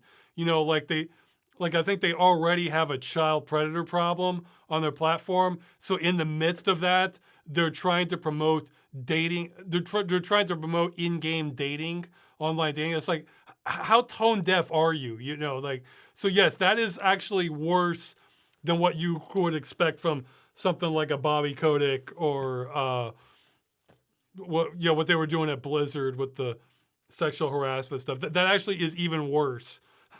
So that's like worse than normal. So you could probably do better with just any random company.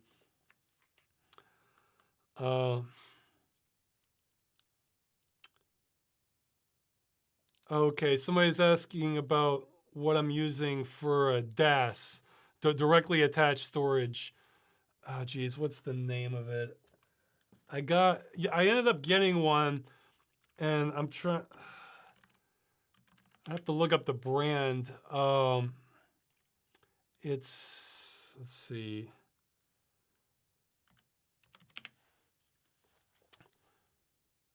Geez.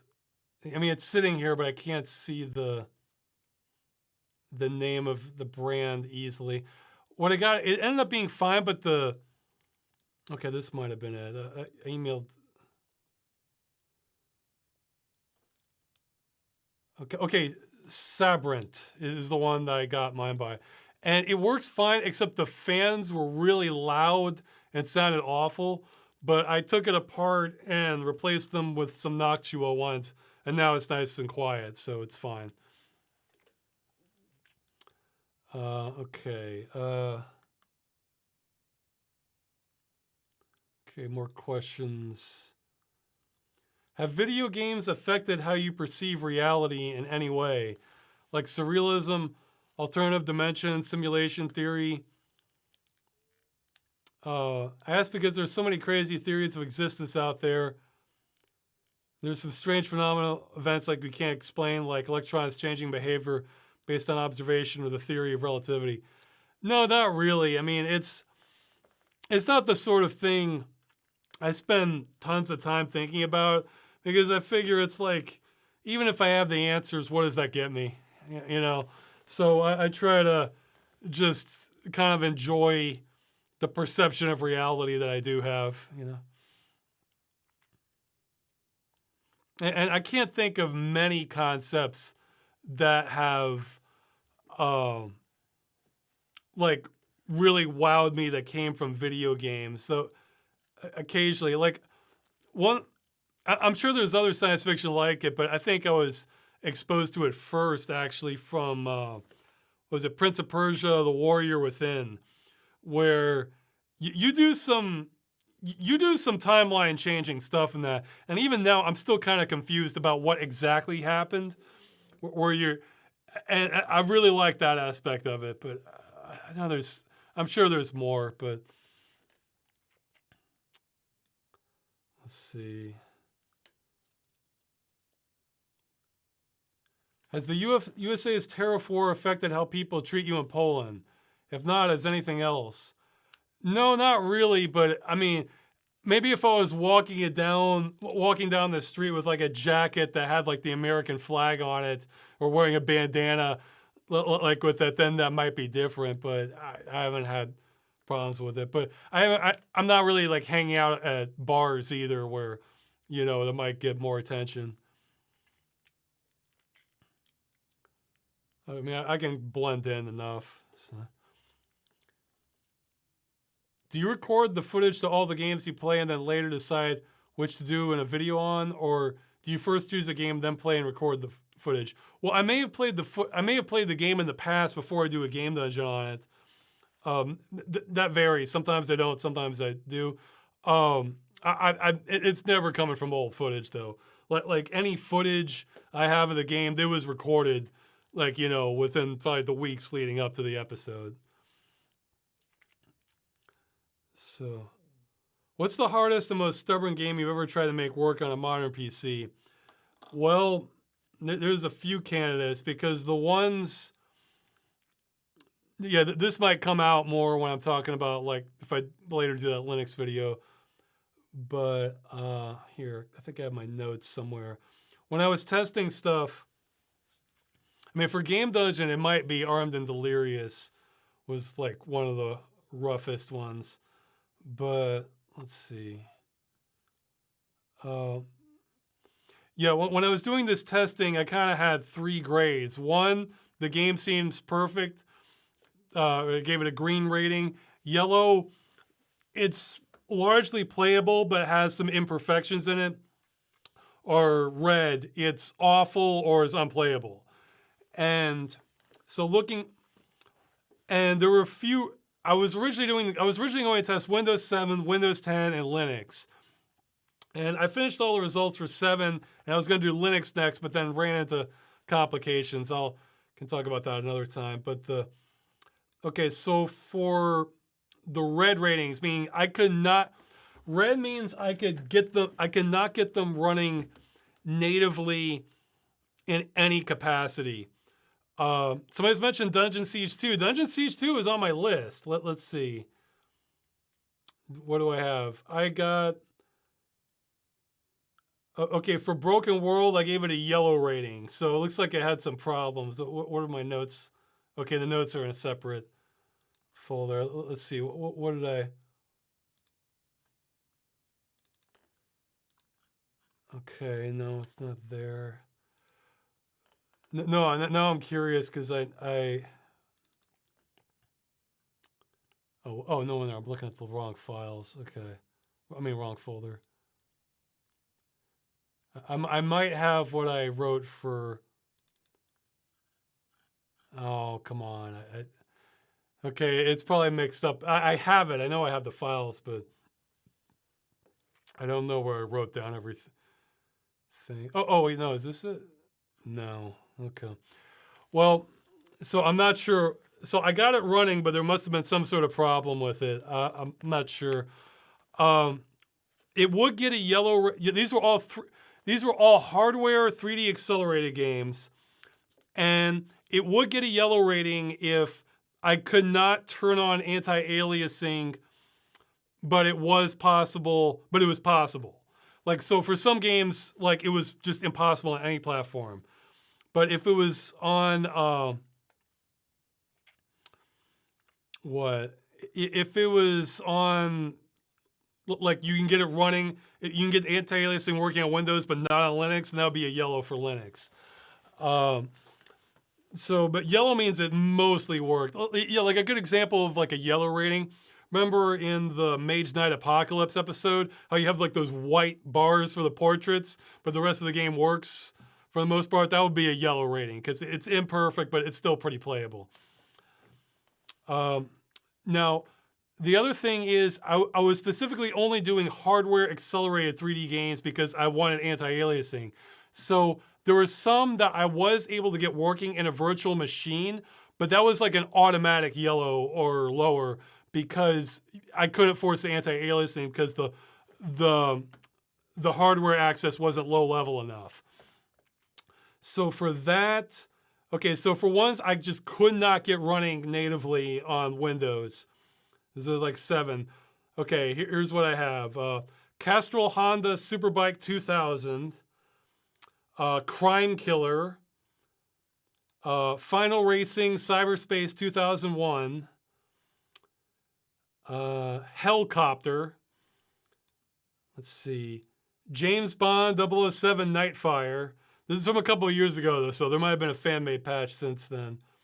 Kayak Extreme, Lagsters, let's see, Sega Rally 2, Super Taxi Driver, Taxi 2, The War in Heaven,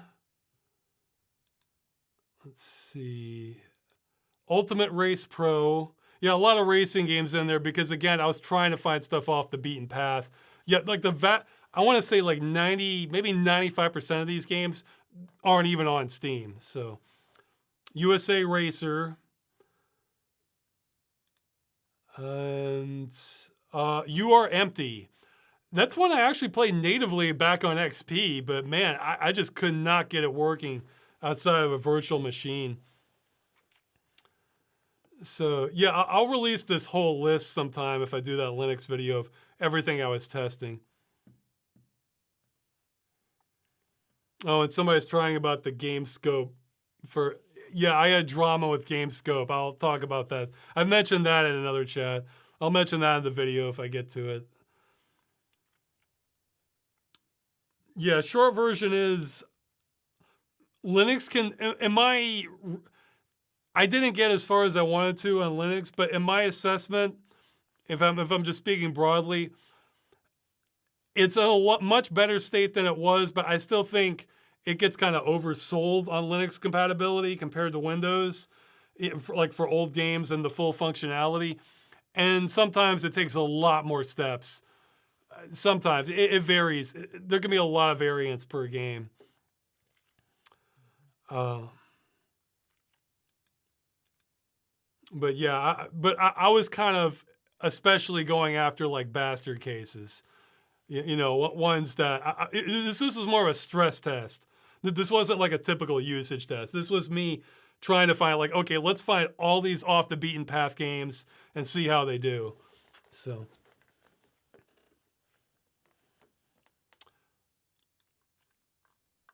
Yeah, and they were all like relatively old games too. Like I think the most recent was like 2011 or something. Okay, so yeah, more questions. The world is bumming me out right now. Can you give me some good news?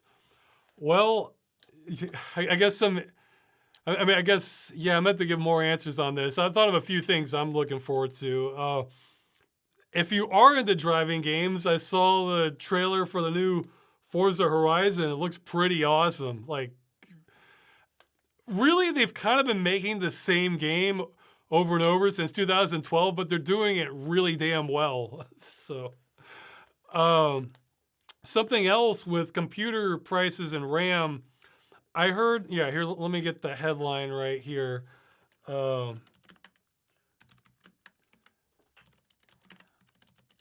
Yeah, it's on DRAM. Okay. Former Samsung engineer accused of giving 10 nanometer DRAM data to China's CXMT, handwritten notes detailed over 600 process steps, gas flow ratios, photoresist settings, and more critical stages detailed. So it's possible all the in the midst of the RAM shortage, it's possible all the secret sauce for manufacturing RAM got leaked to China. So maybe maybe the RAM crisis ends sooner than we think. If China starts just producing RAM like crazy and will sell the consumers. I mean, that's all speculation, but that shows promise. One thing, well, again, this is tied to the RAM crisis, but I'm hoping Valve's new ecosystem launch does really well. It's not that I want to see all that power concentrated in Valve. It's just that it's hard for me to imagine them handling things worse than how Windows has been. I mean, Windows could be worse, but man, you'd have to work at it, for what they're doing. So if that can lead to Linux getting more market share, or like eventually, or I'm glad that their VR headset's going to be Linux compatible, because that's a really weak spot in Linux, where especially not just VR compatibility, which I think that might be getting better, but it still has a ways to go. But there's hundreds of games I can run in stereoscopic in Windows that I think it might not be possible right now on Linux. And I'm hoping that, Valve kind of moving stuff with VR to Linux encourages more people to kind of get some third-party solutions going to kind of get more games in the stereoscopic, at least. So let's see, what are some other good things going on? I mean, okay, I'm kind of thinking like gaming-oriented stuff, but even though we are having the RAM crisis and hardware prices are getting terrible, if you're someone who does like 2D games or games that are not demanding in 3D, even on a real old machine, 15, 20 years old, you're still kind of spoiled for choice with how many indie games there are out now. I mean, like one I'm playing now, Lone Fungus is it's a Metroid clone.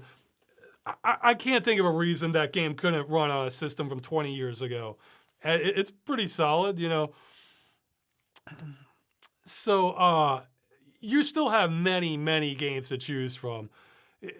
Though I guess we do need more of that game discovery thing going on. Yeah, you might want to stick to lower profile games, but yeah, let's see, what are some other things?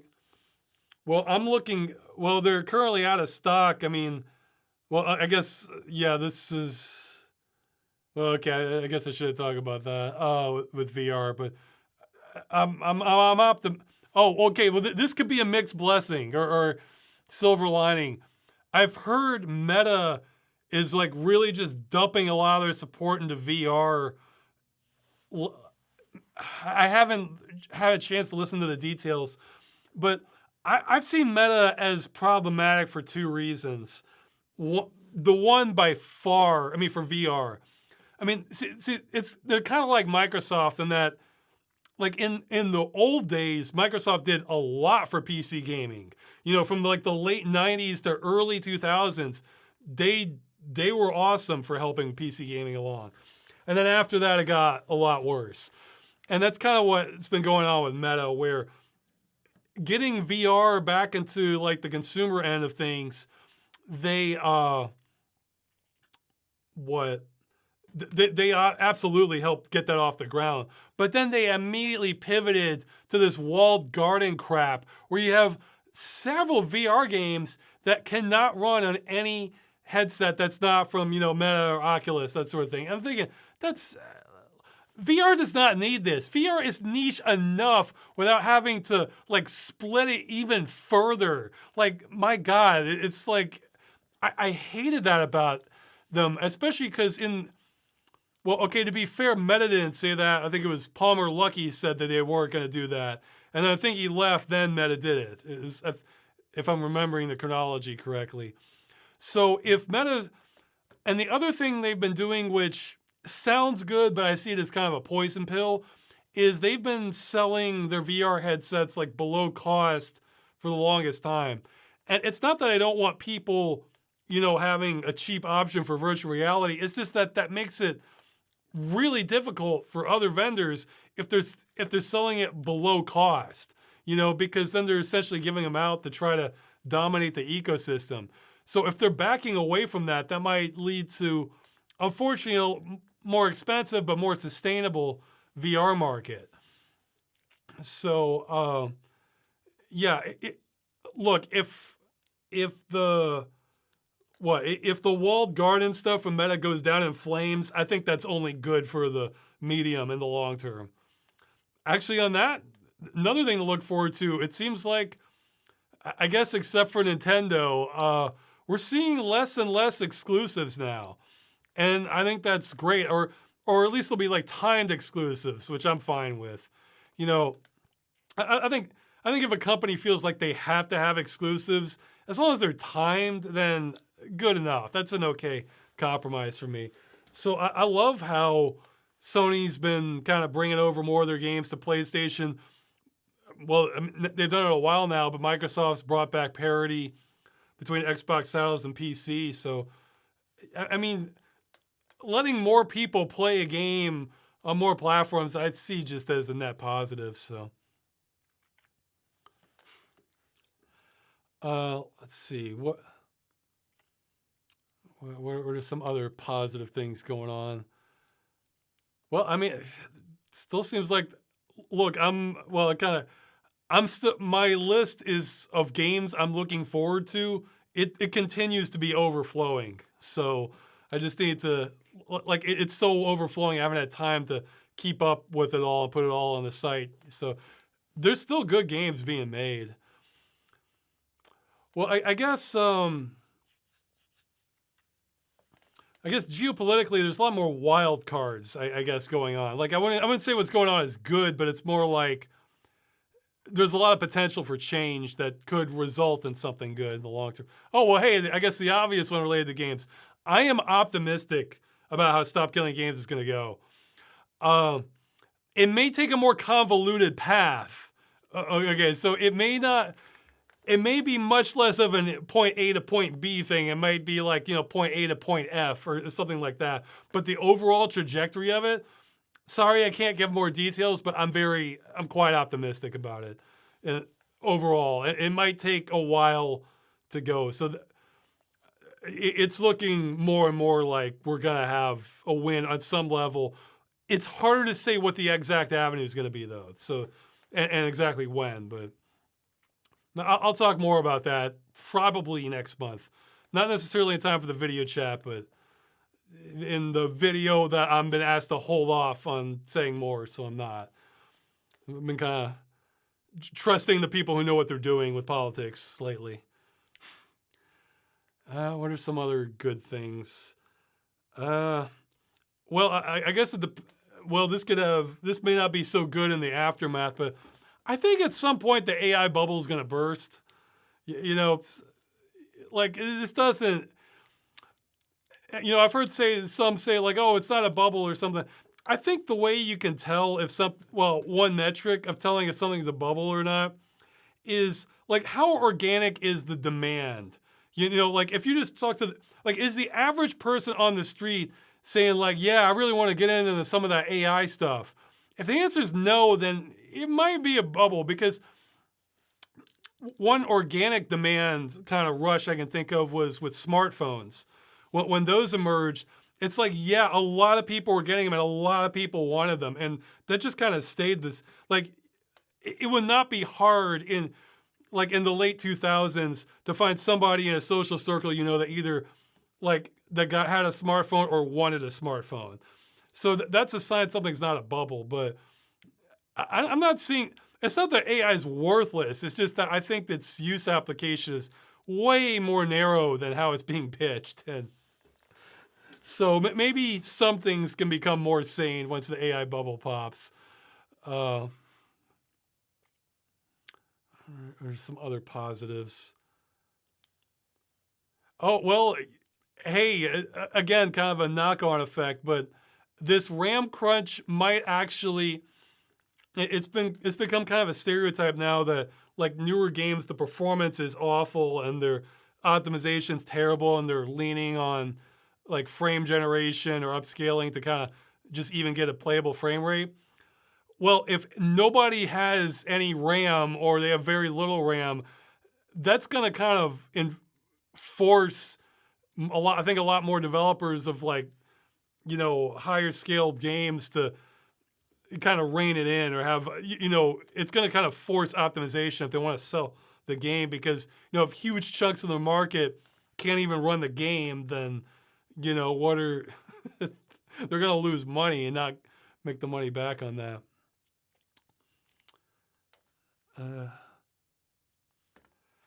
There's probably more positives, but I guess I'm mostly been thinking about games lately. But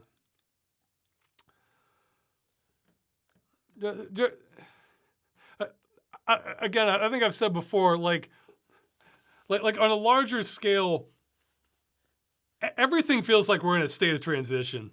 You know, like very little about what's going on in the world now feels like, yeah, this is the new normal. This is how things are going to be, and they're going to stay that way. And no, I'm seeing all kinds of things, potential for change. So, you know, things aren't especially permanent right now as to how they feel.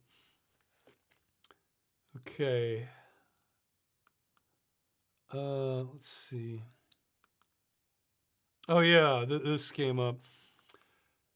Okay, well, this person's account of the situation, I'm like dead certain has some inaccuracies, but they're saying they're talking about how CD Projekt did DMCA on the Cyberpunk VR mod,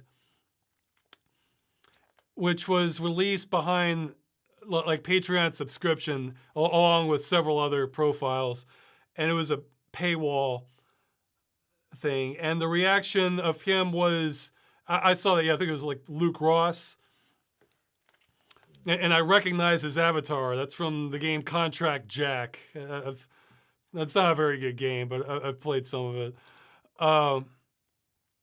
He got pretty indignant about it, and how like the corpos are coming down on him, and like, you know, I forget exactly what he said, but and then this person has some incorrect details about saying he did hundreds of games supported, and the name of it is VR Injection Framework. No, it's not. I think it's called like Real Mod or Real VR or something like that. And I think it supports like a couple dozen games, like what he did. I think he might be mixing this up with the Unreal Engine Injector.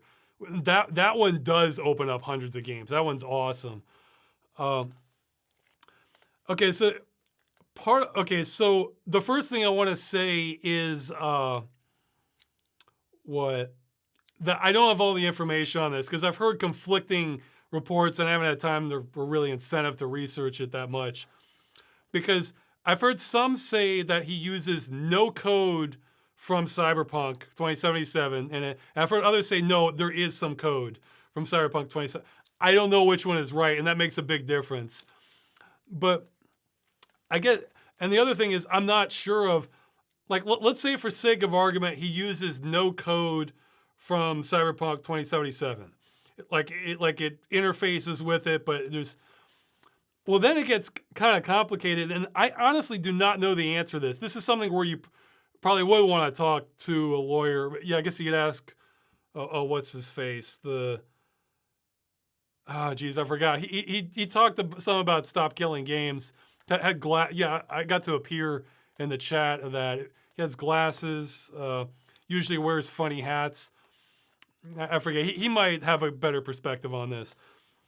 But here are the two sides I'm thinking of, just from before I get more into my opinion and the legal side of this. On one hand, because he was selling stuff based off of their intellectual property, that breaks the law, so that's no good. But on the other hand, if he indeed used no code from it, but is referencing Cyberpunk 2077, I have no idea on the legality of that, because if you look at the old court case, I think it was like Bleem versus Sony. I think that's basically what they did, where they reversed engineer a PlayStation emulator.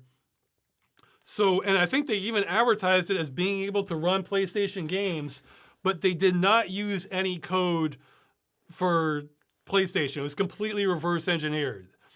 And the courts upheld that as legal. So if he's using no code, that strikes me as being legal then. So I don't know, but if it's like really referencing the game though, then maybe that blurs it. Like, see, that's another gray area I have no idea on, or maybe it's not a gray area. I just don't know.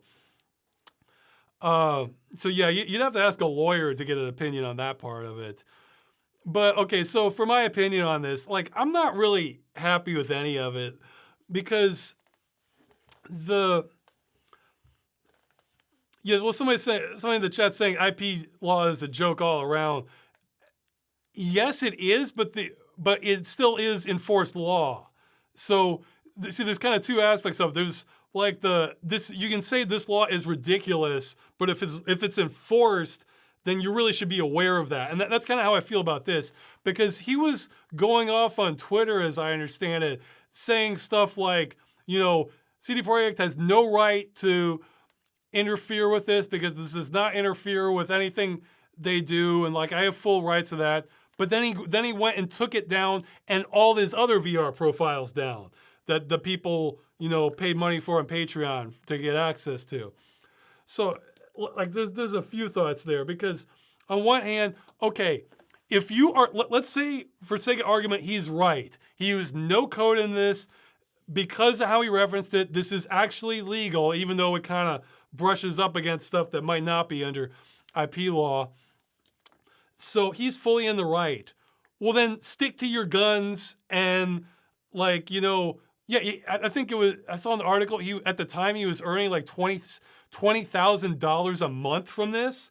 So it's like, okay, I think you can afford to get like a lawyer on this, especially if you're fully in. See, that's the thing. If you're fully in the right, that means, and it's like really clear, and like even like a lower cost lawyer could show that, that's going to lower your overall cost, because then they don't have to do all this research. They just have to pull up the court case, show it's cut and dry, show the evidence. So that's a lot less hours to defend you. Or I mean, geez, I guess if you're real desperate, you could consult a lawyer and then maybe, try to defend yourself with what the information they gave you, if you just were really pressed for money. So if it's completely legal and you're sure of it, like because this is like a false claim, then you should stick to your guns on that. But then if he's pulling it down, to me that says it either wasn't legal what he was doing, or he's not confident enough of it to keep it up. And let's say it's the latter. If he's not confident enough of it, then man, you've been playing with fire and you should have known that. Like if you're not confident that what you're doing is legal or not, like before you start charging people for this, that he's putting it behind a paywall. Because then I think it's ridiculous to get indignant about it when you're not sure if you've been breaking the law or not, but you feel like you're entitled to continue your business on this. It's like, one of these does it, you gotta pick one. If you want to be indignant about it because you see this as bullying and harassment and you're fully within your rights, because hey, game companies have done that. Hey, I've gotten copyright claims on my videos that I won, because I was using them in fair use. You need to have that level of confidence about what you're doing in order to, and I did, because it was fair use how I was using it for those claims. Then you can get a little uppity about it. But if you're not, then it's like, it seems like you're indignant that you're having to give up anything on an area where where you should have known you were playing with fire to begin with. And I guess the other thing is, I don't like how he's handled that. I think he's taken the route that's going to piss off the maximum amount of people. Like, because, the obvious solution to this, especially if you are in the wrong, is to make the mods. Well, yeah, you have a few options. You could either make the mod free, make the mod that you're getting claimed against free, but then keep the others behind a paywall, and then wait for other companies to come after you and remove those and make those free, and let them chip away at your business model, which you've been kind of playing it fast and loose anyway. But then, or just you have to transition. Okay, now they're all free, and then you're moving to like a donationware model. So anybody can download them, but you accept donations for your continued work on the game. And I really don't think they're going to come after you at that point. And I think even it was like even CD Projekt said something to the extent of like if this was like free, they wouldn't. They had big issues with him charging money for the mod. So I'm not sure who's in the right, but the way he's acting about it is like the worst possible option. Like you should either stick your guns, go to court, or make them all free and put it on donationware. Instead, he's removing all the mods, but thankfully I think people have backed them up. And then just saying that, that they're pricks for, putting the DMCA claim on them. It's just the worst possible path to take on this. Because now you're going to piss off everybody who paid money to you. And plus, this is one of those things where you probably see the debates going, but paid mods in themselves, you're kind of testing the limits. Like, I don't know, like, because people are used to free mods because they've been simple things, or I think people could argue, oh, I deserve to be paid for all this stuff. It's like, well, if you really want to go down that route, maybe you should do something just completely original then, because of the problems that can surround using somebody else's intellectual property. Like, I mean, look, all my Freeman's Mind, it's built in Half-Life. The videos are free to access, same with Civil Protection. When I make the movie, I plan to make it free for everyone to watch. So it's like a higher standard if you're like charging money for access of stuff, that you really need to know what you're doing in business. And I mean, I don't know why he put that. I think maybe he thought that like people were going to rush to his defense. If you're putting all this stuff behind a paywall, those people are not your best friends because you're charging them for it, So and especially when there have been mods that are like total conversions and are so much more extensive than something like this, because I'm sure it's a lot of work figuring out how to get access to the renderer and like split it into two cameras and like figuring out how to access that. But once you can do that, maybe I could eat my words. Like if you had access to being able to do that, I would think the steps from doing that to like having a reasonably functional VR mod could be so small, I might be able to do it. Because, you'd have to find out like which textures or lighting effects aren't rendering correctly per eye, and then have like the calls duplicated on both eyes. Again, it's like getting access to it is the hard part. But from a conceptual standpoint, you're basically rendering the same image in two eyes, and you're warping the field of view so it works in VR. Maybe if you went the extra mile with like guns you can aim and handheld or something, that's some more work. But from a technical standpoint, that's very simple conceptually. So, whereas compare that, like I'm thinking of that mod, it was either for Oblivion or Skyrim, like the Nerim mod, where that's an entire game. Like they made like a large RPG with a custom map, custom storyline. It's whole new like game mechanics, like all these NPCs, and like it's just like it's kind of boggling to think about. And that one's free, so it's kind of. I think what it is whether you think people are entitled to be paid for it or not, I think most people don't want to see gaming shift to where every mod is paid for. Imagine if every mod you run on something like Skyrim costs $5 to $10. would that reduce how much you would use mods and how much you would enjoy the game? I think it would. So it's kind of a slope we don't like, but yeah, he handled this like the worst possible way. Like I don't. Oh yeah, that's one thing that made me wonder too. Is I think this is essentially what VorpX does also, where they have profiles for all these different games, and you know, maybe. I mean, they don't do full VR, but they do stereoscopic. I would think if Cyberpunk wanted to, they could come after them, and they're bringing in a lot more money than this modder, I would think. So I don't know. It's not a great precedent, but we're in kind of weird territory. Yeah, I can't speak definitively on it without knowing like what the actual law on it was, but I it's simple. I would like to see more VR mods.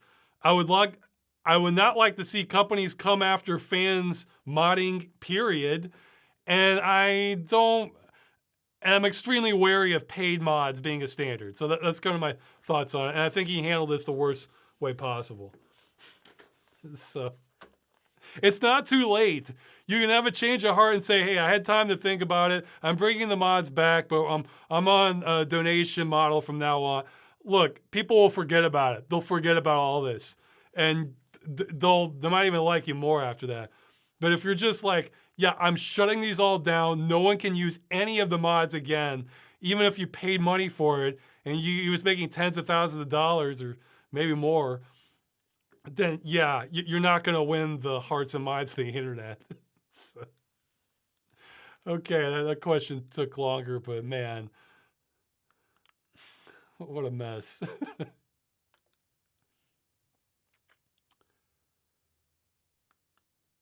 Okay,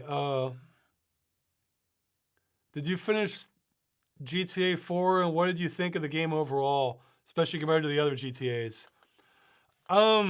Well, they went darker than the other ones, and I don't think it's not that it was done badly. I just didn't think I didn't think it worked as well as their previous for like the story. I think GTA is better as like fun chaos, or just like constant backstabbing and stuff. But they try to get it much more dramatic. I mean, compare the ending of 4 to 3. The ending to 3 is funny, so it's I don't think the way they handle it caters to the strength. I hated the tint filter on it, though. I was able to mod it to kind of mitigate it somewhat. The world looked awesome. That's another game I'd like to walk around in VR in. Gameplay felt to me like the others. I think the bank robbery was easily my favorite part of the game. Look, where you're escaping. That part was awesome. Let's see. Mostly it just felt like the others. Well, on the PC, the optimization was really rough. Like that's one of the roughest ports around. But I did play it many years after the fact, so that kind of gave me a little bit more of an edge. But yeah, I mean, it was all right,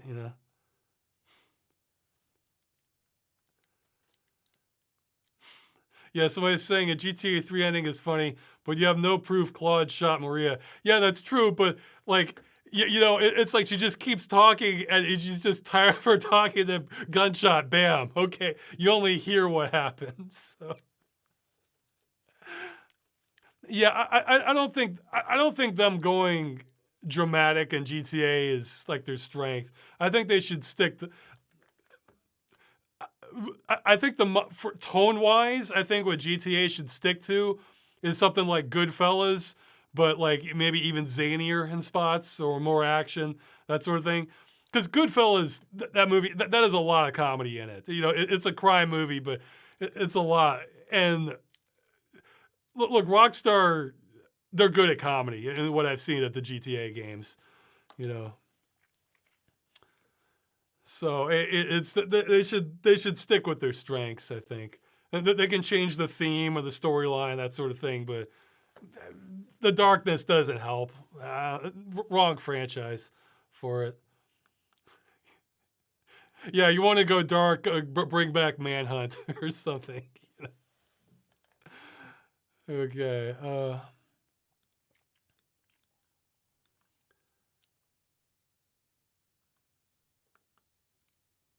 Okay, somebody's asking how I managed to keep Freeman's Mind going. I just do it, I guess. Like, how do you deal with all the email? I'm unfortunately fall behind is what I do. I keep trying to catch up, but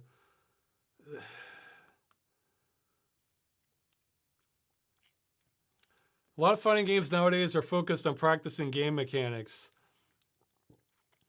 You say that's, what is your opinion on the genre? Do you have a favorite? Did you ever have a favorite at one point? Well, I guess thematically, Mortal Kombat's been my favorite. I played a chunk of Mortal Kombat Trilogy. I had that, so it's kind of like 1 through 3. But I like the sort of otherworldly mysticism that goes along with it.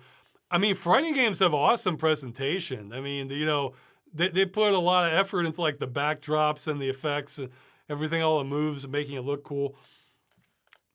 I mean, I like the atmosphere of it. I just don't like having to spend all this time getting good at a game that, unless I'm just, unless it's like a game I want to be playing like for the next 10 years or something like that. So I feel like the payoff is really worth it. But no, I think for fighting games, it's more fun.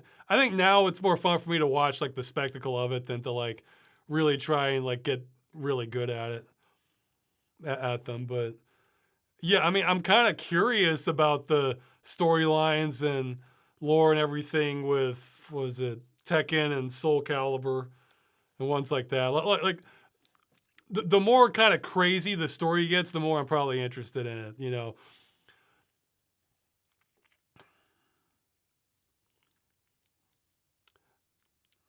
Okay. I might skip some more since I've been going a while. Okay. Have I thought about remaking some of my older videos? No, but I think the most that would happen is if upscaling stuff gets really good to the point where like I can barely even tell, I might re-release some of the older ones on lower resolution. Yeah, the reason I don't re-release more stuff is because the already is because I don't want to. I feel like when I'm not releasing videos fast enough, so that if people just start seeing remakes, that's just gonna make people like tune out, or re-releases, that sort of thing. Have you played any games by Alexis Kennedy? Fallen London, Sunless Sea, Cultist Simulator, and Book of Hours. I played some of Fallen London, but I was so on board thematically, but the gameplay, it just wasn't grabbing me. It kind of felt like it's a punitive game that you need to learn a lot about also. So it's like, I don't know. That's one I might watch a playthrough of, though you can kind of go several different directions with it. That's one of those games I want to like, but kind of don't as far as playing it. But thematically, yeah. Yeah, I've played some of it, but it just wasn't landing for me. But I certainly like the idea of it. The next game I want to kind of force myself to try and play, probably with cheats, is along those lines, is Stygian, Reign of the Old Ones, where it's like this town that's been displaced out of Earth and it's like stuck in this Lovecraftian dimension, and you're just trying to get by in it. It's like an art. The only thing, I'm completely on board with it, except it's turn-based combat, which I don't like. So maybe I'll go through it with just a trainer or something. Have you seen or played Chronicles of Myrtana Arkelos? It's a total conversion mod for Gothic 2, which became a standalone game. I was not aware of that. I guess I'll have to check it out eventually. How goes the Revenant map? I answered that last chat, and you'll find out in the follow-up. Have you considered using a Stream Deck, not a Steam Deck, to complement your GUI, having like buttons for several functions? Yeah, I have. I'm going to talk some about that when I eventually do kind of the follow-up to the GUI episode. In short, yeah, I like the idea, though I don't like glowing buttons because that would be distracting at night. But yeah, more buttons are good is kind of where it's going. So.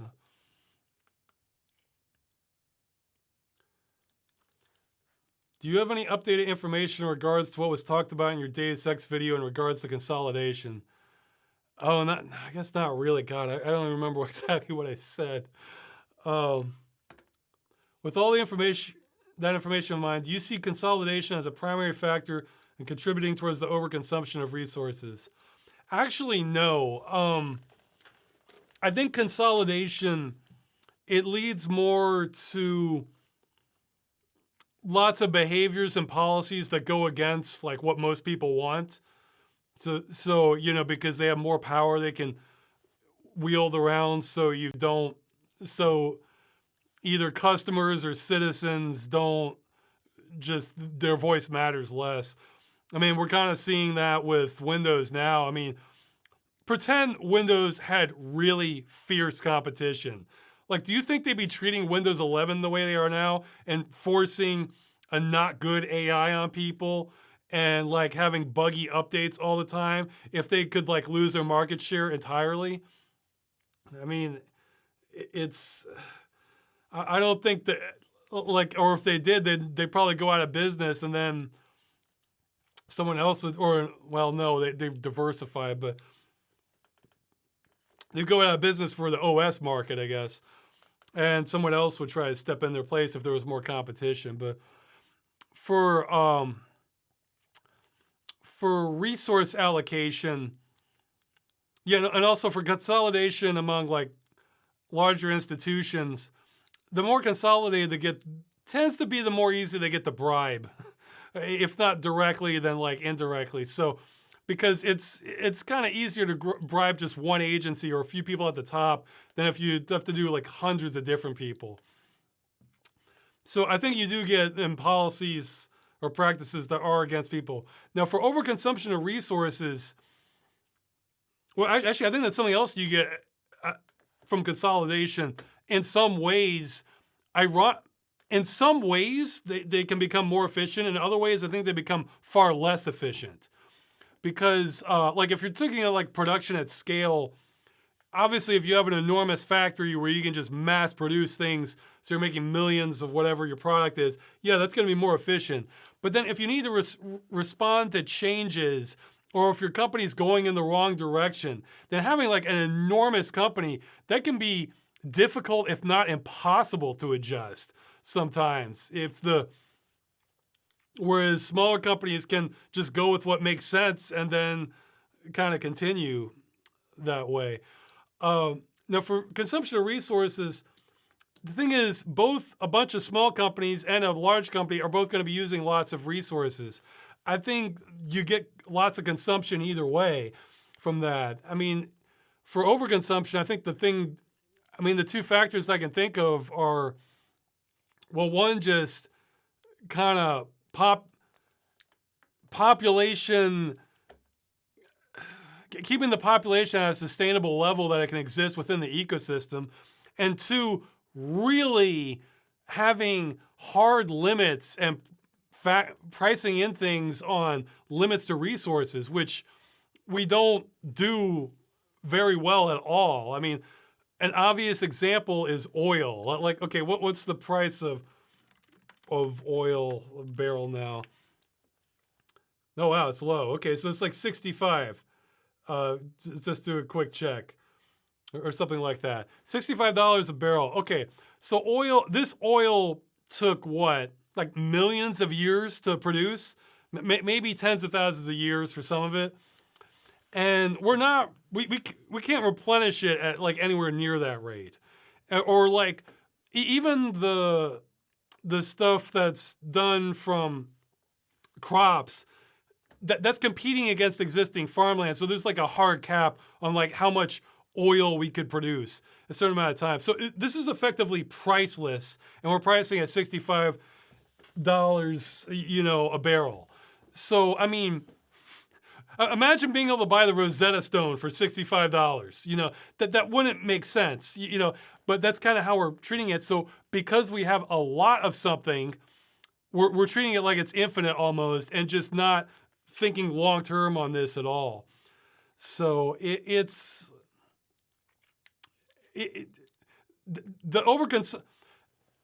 leads to overconsumption of resources is basically a blindness or a deliberate disregard for what our limits, I think it's mostly blindness actually, for what our limits are in the first place.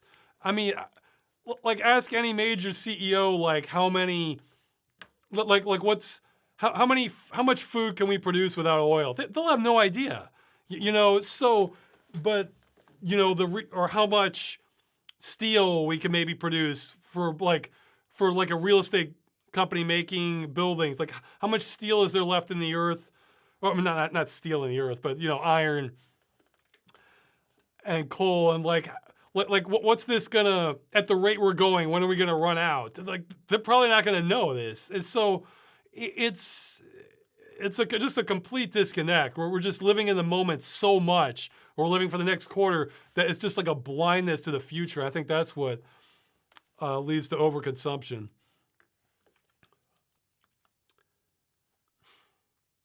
Okay. When it comes to man, this is weird. Somebody asked a question, so like within the past week, and then their screen name's been deleted. So does that mean they were a bot, or does that mean they just decided to delete their name, or they got banned, or I never know what that means on Reddit. That happened all the time on Reddit threads for Stop Killing Games. I think some of them were bots, but I mean the question stayed though. So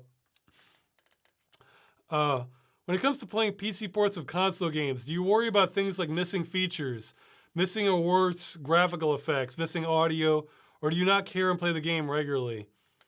I'm wondering because there are so many conversions with some or all these issues, like Halo 1 or GTA San Andreas. GTA San Andreas was, there's stuff missing from the PC port? Maybe, I don't know. So I was wondering if it was something you felt was super egregious or ruined the experience when playing the ports, or if you didn't care. I mean, I think it really depends on like what's being left out. I mean, like if like the soundtrack's completely different, then yeah, that could be a big deal. Or like I actually played through Silent Hill 2 on PC, not realizing it had better lighting effects on the PlayStation 2. So I remember it being fine, but maybe if I saw it now, I'd realize what I was missing out on. Somebody says this yellow California sun filter is gone on PC. Well, I might prefer that. So, but yeah, the yellow filter gone. I'm not. It looked like it was California to me when I played it on PC. So,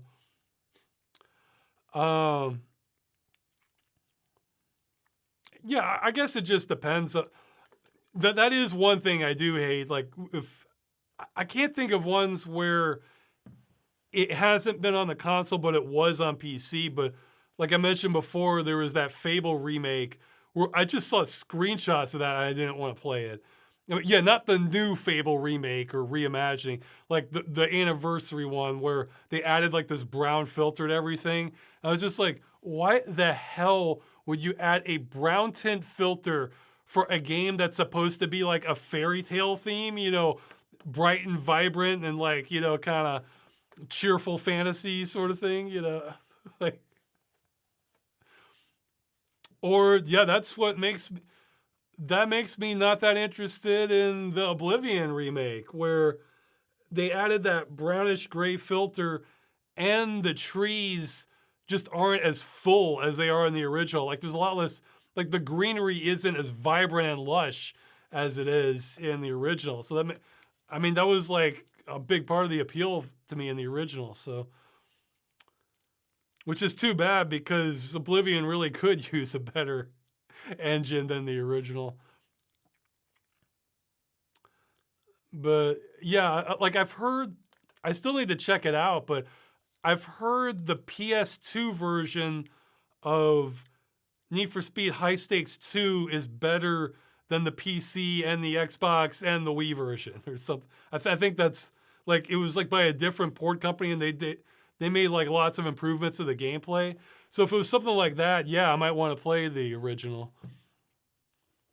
Well, I guess they were both originals. It's just that that was the better original. But yeah, it just depends. I mean, most of the time I don't feel like I'm losing out, but I mean, there might, I'm sure there's a few examples that are the case like that. Or, I mean, a lot of the time I feel like it's better. Like last summer, I finally played Resident Evil 5, and I got to play it with a mod that got rid of the tint filter and let me adjust the FOV, and you can expand it to ultra wide. So it's like, oh yeah, this is a lot. I'm enjoying playing this thing more than I would have playing it like vanilla. So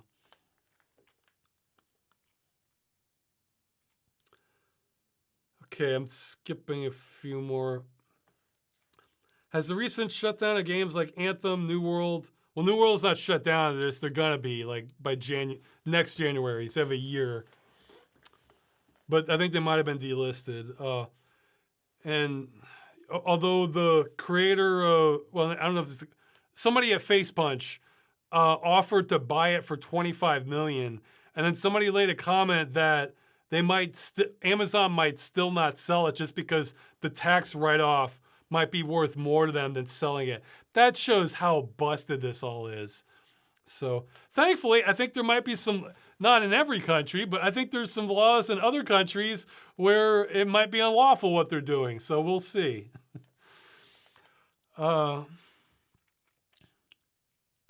Okay. And shutdown of Sims Mobile. I wasn't aware of that one. Had any effect on the campaign? Well, I think the campaign the volunteers might eventually, I think it's off to a rocky start with Anthem, but they might eventually start making this a more refined process to make it easy for people to lodge complaints and maybe get their money back, and at least in the short term, for when they do these. I don't think that'll lead to numbers big enough that it really threatens the company's bottom line, but that's going to be like additional pressure that it creates. And who knows, maybe if it got big enough, companies might not like the narrative that you can play, that you get all your money back when you play a live service game and they just pull it from you and you can never play it again. They might not like that narrative catching on. So, yeah, and it just kind of keeps it more relevant for lawmakers, regulators looking at this. Is there anything you miss about gaming in the 90s? Oh yeah, I guess I didn't answer that. I don't think it'll substantially affect it anyway. I mean, I think even the stuff with Anthem, I think it's mostly redundant against the crew, especially in France. So, like, I don't think we're going to get better representation because even if lots of people complain about Anthem, because they're already taking the crew seriously, and that's going to help determine the legality of this. Anything you miss about gaming in the 90s?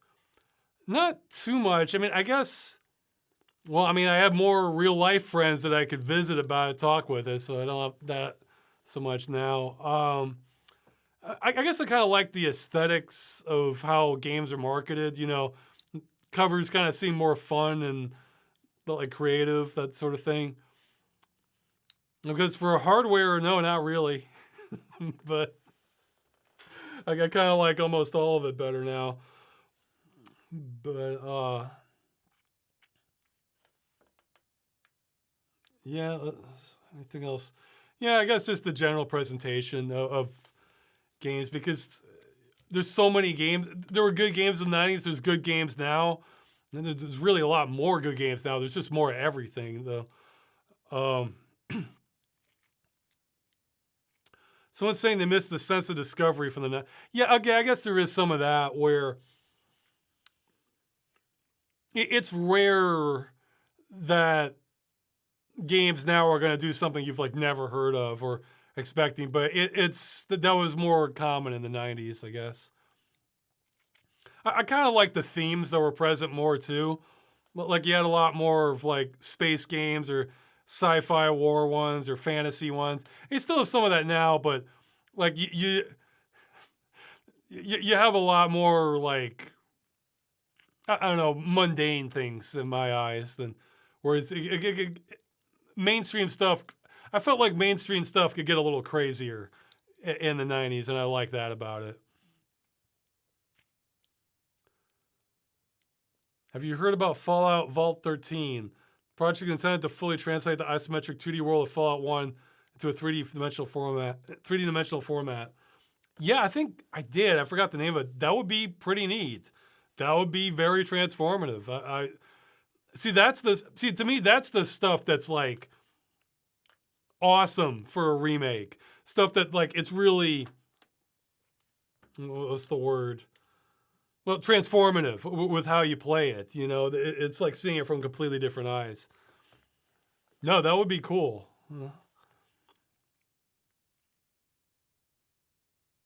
What did you say in Creole in the Freeman's Mind episode where you mentioned having been to Haiti? I don't remember.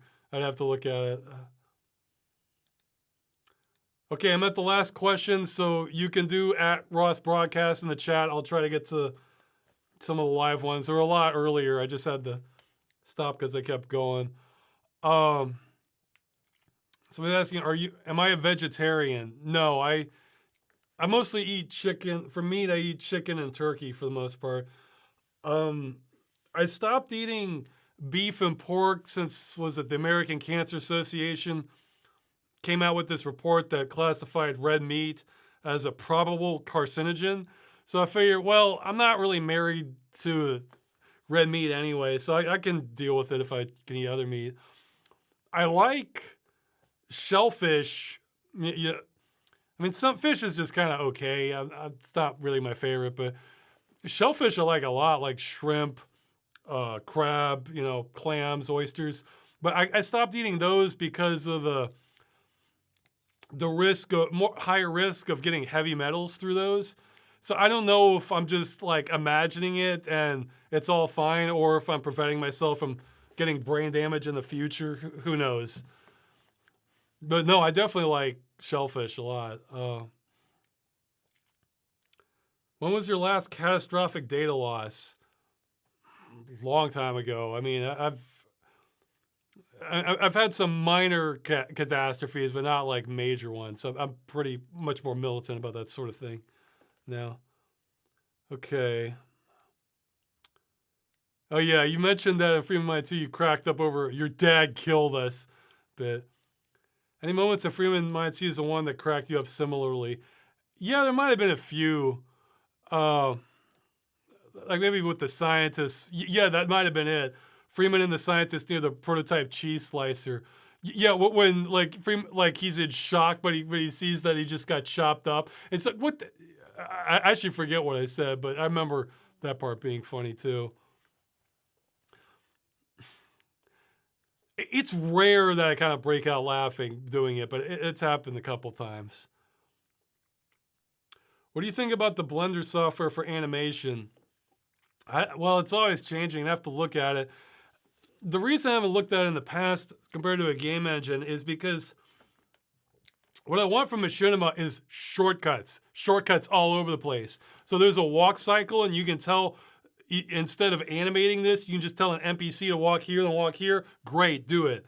And I think Blender is more of like just, kind of keyframe it all, make really good looking graphics. I don't know. I mean, geez, and the other thing is I can get mappers for Unreal where, I mean, I guess maybe you could port a map over into Blender, but so I could get somebody else to make the map for it, and then I'm focusing more on the animation elements of it. I mean, I guess Blender would have physics, but I want as many shortcuts as I can possibly have and have it not look horrendous. And by not look horrendous, I mean like animation level you might expect from a game from like 2004, somewhere around there. So I'm not aiming for the stars. I'm aiming for good enough, to so that you can follow along, but it's not like ripping you out. It's so bad. Okay, somebody's mentioning Siege of Avalon. I've definitely heard of that. Is that on my... Wait, I don't even have a copy of that. Let's see. Yeah, that was one that... I think the aesthetics of it weren't quite drawing me in. It looked kind of mundane, but that doesn't... Story could be... I'm sure that could have no impact on the story, but yeah, because I'm seeing like tundra, like looks like Badlands. Okay, there's like a little bit of grass. Yeah, desert. So, well, I can take it into consideration. You know.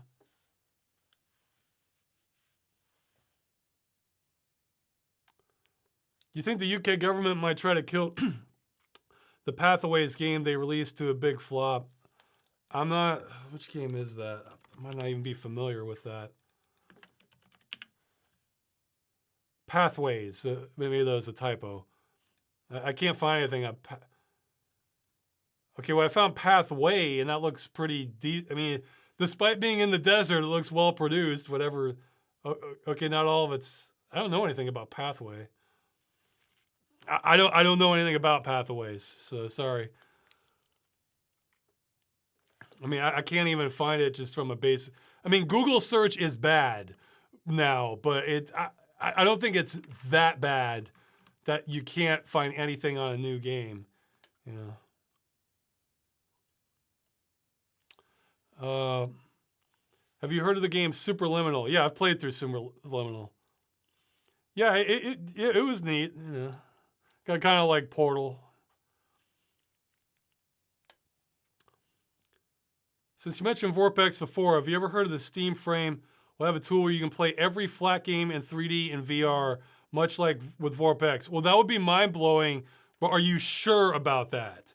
Like, give me proof, because the way I understood that was you can play any game like it's just on a flat screen in VR. And it's like, well, I mean... It doesn't really do much for me. It's just like having a virtual monitor, which, I mean, yeah, I guess it could look bigger, but I'd rather just play on a monitor then. But if it's in 3D for stereoscopic, that's a huge deal, and the communication has been terrible. I think you might be misunderstanding it, but it would be great if I was the one misunderstanding. So yeah, that would be a dream come true for me if that was the case. Any LucasArts games you think of covering on Game Dungeon? Maybe. Let's see. Armed and Dangerous was... Yeah, I never actually played Armed and Dangerous, even though I referenced it in the Stop Killing Games campaign. I mean, I maybe could. I have to think about it, how I'd approach it, because those are more well-known, most of them. And the ones that aren't, I'm not sure I really want to cover that much, but...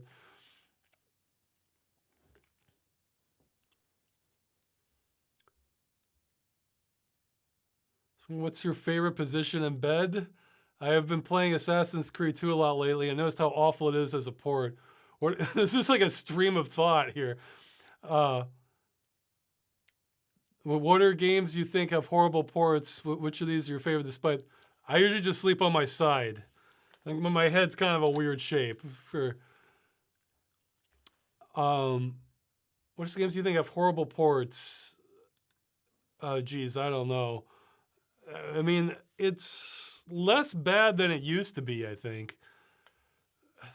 I just haven't been keeping track. I mean, like I heard I mentioned GTA 4. The performance is rough on that. I know Saints Row 2 was really legendary for just being an awful port. I heard people say The Last of Us was pretty rough as a port, or maybe it was like 1 or 2. What kind of music makes you go, yeah, the most? I mean, I don't know, just stuff that's like sort of headbanging stuff. Yeah. Okay, I lost my place here. Can you please make a playlist for your Stop Killing Games Dead Game News videos? Yeah, maybe I can do that. I should probably sort it better on the website too, but all the dead game news videos, yeah, I should probably lump in dead game news with Stop Killing Games and redo all the playlist. That's just been a lower priority, but I'll try to get to it. I already answered your question about that, so let me look for it real quick. Autistic person, my thoughts can be disjointed to hell and back. Oh, okay. Well, whatever. In your opinion, does Polish media differ from American international media in aspects like production, plot? Do you find them not so different? I haven't seen enough of it to really comment on it because I need to learn more Polish. So, okay, well, I think I'll... Okay, somebody's saying Last of Us port's really bad. Okay. Yeah, it's... Well, you usually hear about the ports that do poorly. If you could collaborate with any sci-fi author, dead or alive, who would it be? Oh, I don't know. I mean, I wouldn't pretend to think my writing would be on their level if they're really good. I guess I'd have to find a story adaptation I really like. Well, see, somebody's saying I would collaborate with Douglas Adams 100%. Okay, here's the thing that gives me some pause on that. I've heard Douglas Adams did not like the BBC miniseries they did back in the 80s, like at all. Like he thought they'd screwed it up. They needed to be like bigger budget, more production. I'm thinking, you're kind of blind to not see the quality of that, the 80s BBC version, Hitchhiker's Guide to the Galaxy. Like I can understand how you maybe did like a couple of the changes for whatever reason. Like I think they kind of handled Trillian's character kind of differently, or maybe had some plot changes for time or something. I can understand being upset about that, but come on, they nailed it. It was so good. And like the parts where the production was a little cheap, that only worked in its favor as comedy. Like it just, like I haven't seen, but like this, I haven't seen the movie version they did of it later, you know, with Sam Rockwell, whatever, just because the 80s one was so good. I'm just thinking, how could they improve on this? Like, you know, so the only way to improve it is just to do more of the story, you know, do it after the restaurant, the end of the universe, and Life, the Universe, and everything. So, or just expand it. So that makes me think he might not be the best, actually. He might not be the best judge of like what's good video, I guess. So.